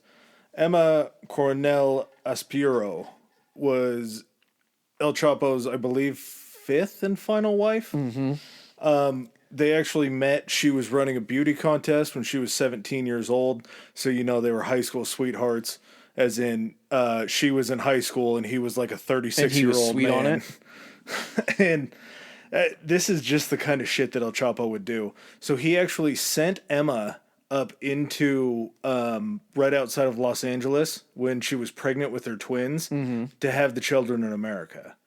Why would you do that? So the children could be American citizens. Yeah. So you know that you want your children to be American citizens, so you do that. Also, probably the medicine up there is going to be a little less iffy than it would down in Mexico, probably. But just the fact that he had the forethought to smuggle her into the United States so her children could be born there. So no matter him going to jail for the rest of his life, her getting killed, whacked, something like that, they can live in America free and clear and probably be taken care of by the cartel still in America. Yeah. Like that's a lot of forethought to have to be able to do that. But she got picked up and spent 2 years in jail for drug trafficking and money laundering. She just got out, like, I think in a matter of the last couple months. What's she going to do? She's out partying. But if you see her out having fun at a bar and you realize who she is, or you don't know and you just stumble upon hitting on El Chapo's wife, is that not just the most bad luck thing that could ever happen to you?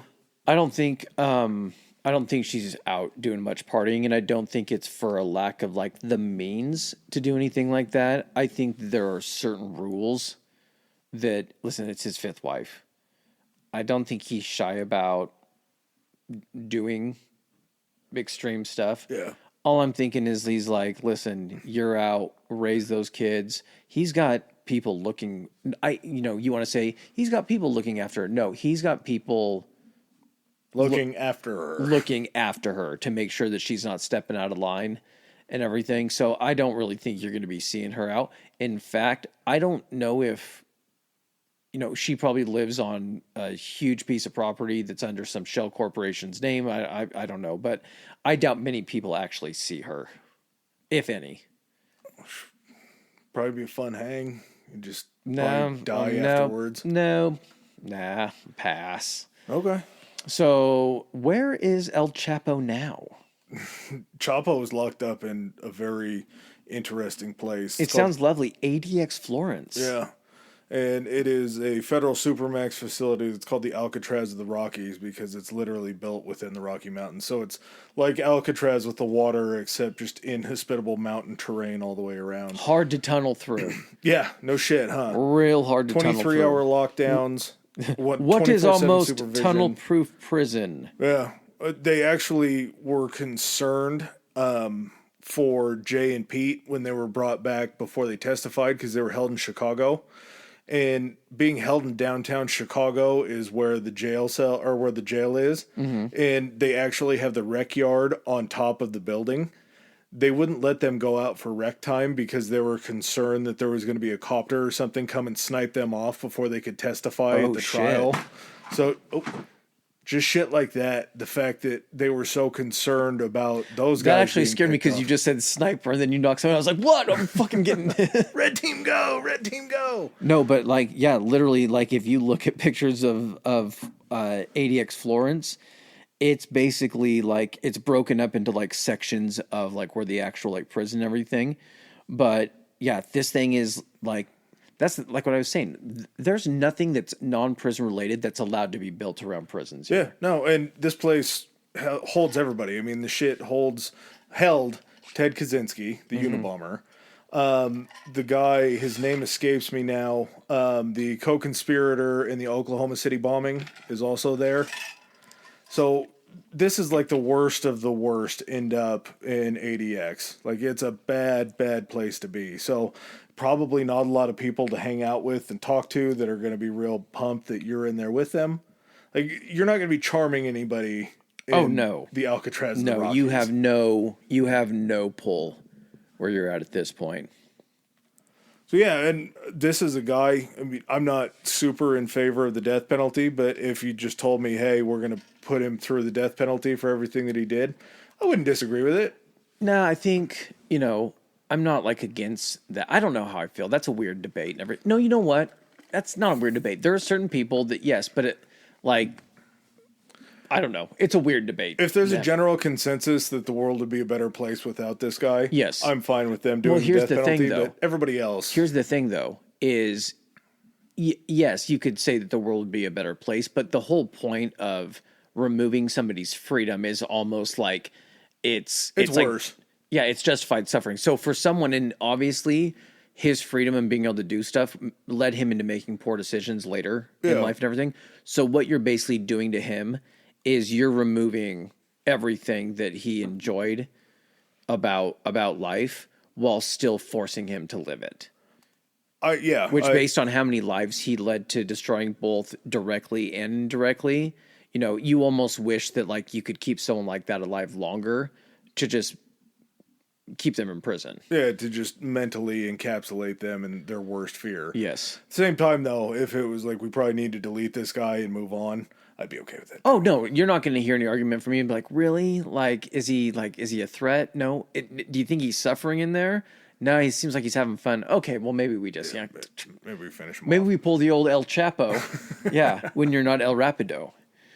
But yeah, just it's crazy to think how just this guy kind of skirted under my radar. I know that you were probably paying attention, everything like that, and kind of knew about this guy like as soon as probably like the first or second escape.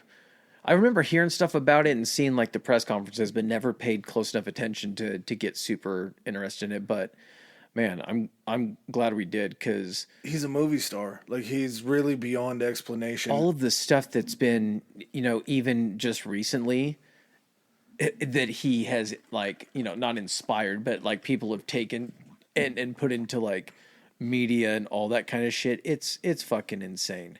It literally is like, it seems at points like a tall tale, like a Scarface type deal, except just dialed up to a degree like you can't really imagine.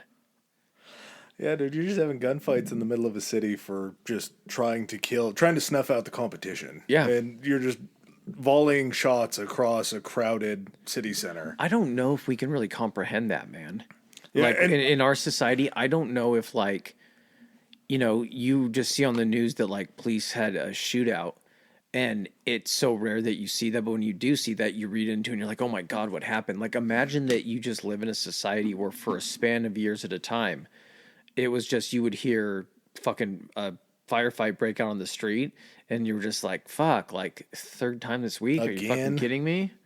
But you have to stay there because you don't have any fucking options. And that's Like, it's like to live under like a fucking umbrella of like terror and just fucking fear like that has got to be just the fucking nightmare.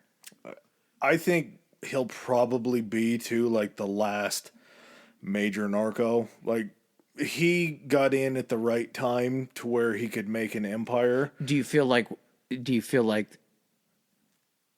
It's too splintered now. that's what I mean? Like, not only is it splintered, but also like sophisticated methods of preventing this type of stuff from happening are more advanced, or like they won't allow this, or do you think it's just to the point where no one will ever able to be Jesus, I can't fucking talk. That's how you know we're later into the podcast. Ever able to wrestle full control as like a monopoly like that? I think control's a big one. I also think that it's so much on the radar of governments that now aren't under bribes or anything like that. That someone that got into that role would stand out instantly and be seized. The Yeah. focus is so down on what they're doing and trying to prevent it now. For somebody to be able to unify like you were talking about and rise to power would just be impossible, because you're not only trying to bring You're too much of a everybody- target. Yeah, You're not just exactly. a target from other cartels, but now you have The government is making sure there's not another El Chapo. yes, yep.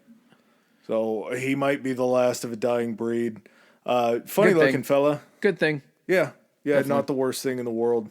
If we can start to put kind of some of this stuff to rest, I don't think there'll ever be a time where this market doesn't exist. Yeah. And so there's always going to be somebody that's going to be there to fill that need. Mm-hmm. But so it's never going to be stomped out completely. And honestly, a lot of these downtrodden areas where these gangs exist and these cartels exist are also like the major source of income for some of these places. Yeah. So unfortunately, they're It's integrated into the society now. Yeah. Where it's been allowed to become essentially a part of the society to now where there's like an economic reliance on it. Yep. And, that's fucking horrible, but It's just kind of the reality of it all, man. It's not a world that people really like talking about. I find it incredibly interesting, the economics behind the drug trade and everything. And that's why I think I like Narcos so much, is just because it's a section of society that we have the money behind it is ridiculous. Yeah, It's cartoonish But then at the same time, when you can comprehend that that's a real number that you're hearing, you're like, of course, if you put this number on anything, people would do it. There would be an industry for it. Yeah, So. yeah. And these are literal corporations. They're putting up profits that corporations would die to have. Like legitimate businesses So would they're equaling the GDPs of some countries, of some nations. Exactly. These cartels are. All right. Got anything else? No, I think this one's good. All right. We are El Duno. El Duno. All right. Finito. Well, thanks again for joining us, ladies and gentlemen, and we'll catch you next week. Peace. All right, ladies and gentlemen, thanks for joining us for another episode. If you like what you heard, hit that subscribe and like button. Follow us. If you didn't like what you heard, still hit that anyway, because we'll probably cover something in the future that you do like. Please follow us on our social media. Adam, hit them with it. Our Instagram is historically high pod, historically high pod, and we are on Twitter at historically high. That's historically HI. All right. And if you guys want to send in any feedback, suggestions, hit us up on those two, or you can even do it on Gmail. It's historicallyhighpodcast@gmail.com. Thanks again. Peace.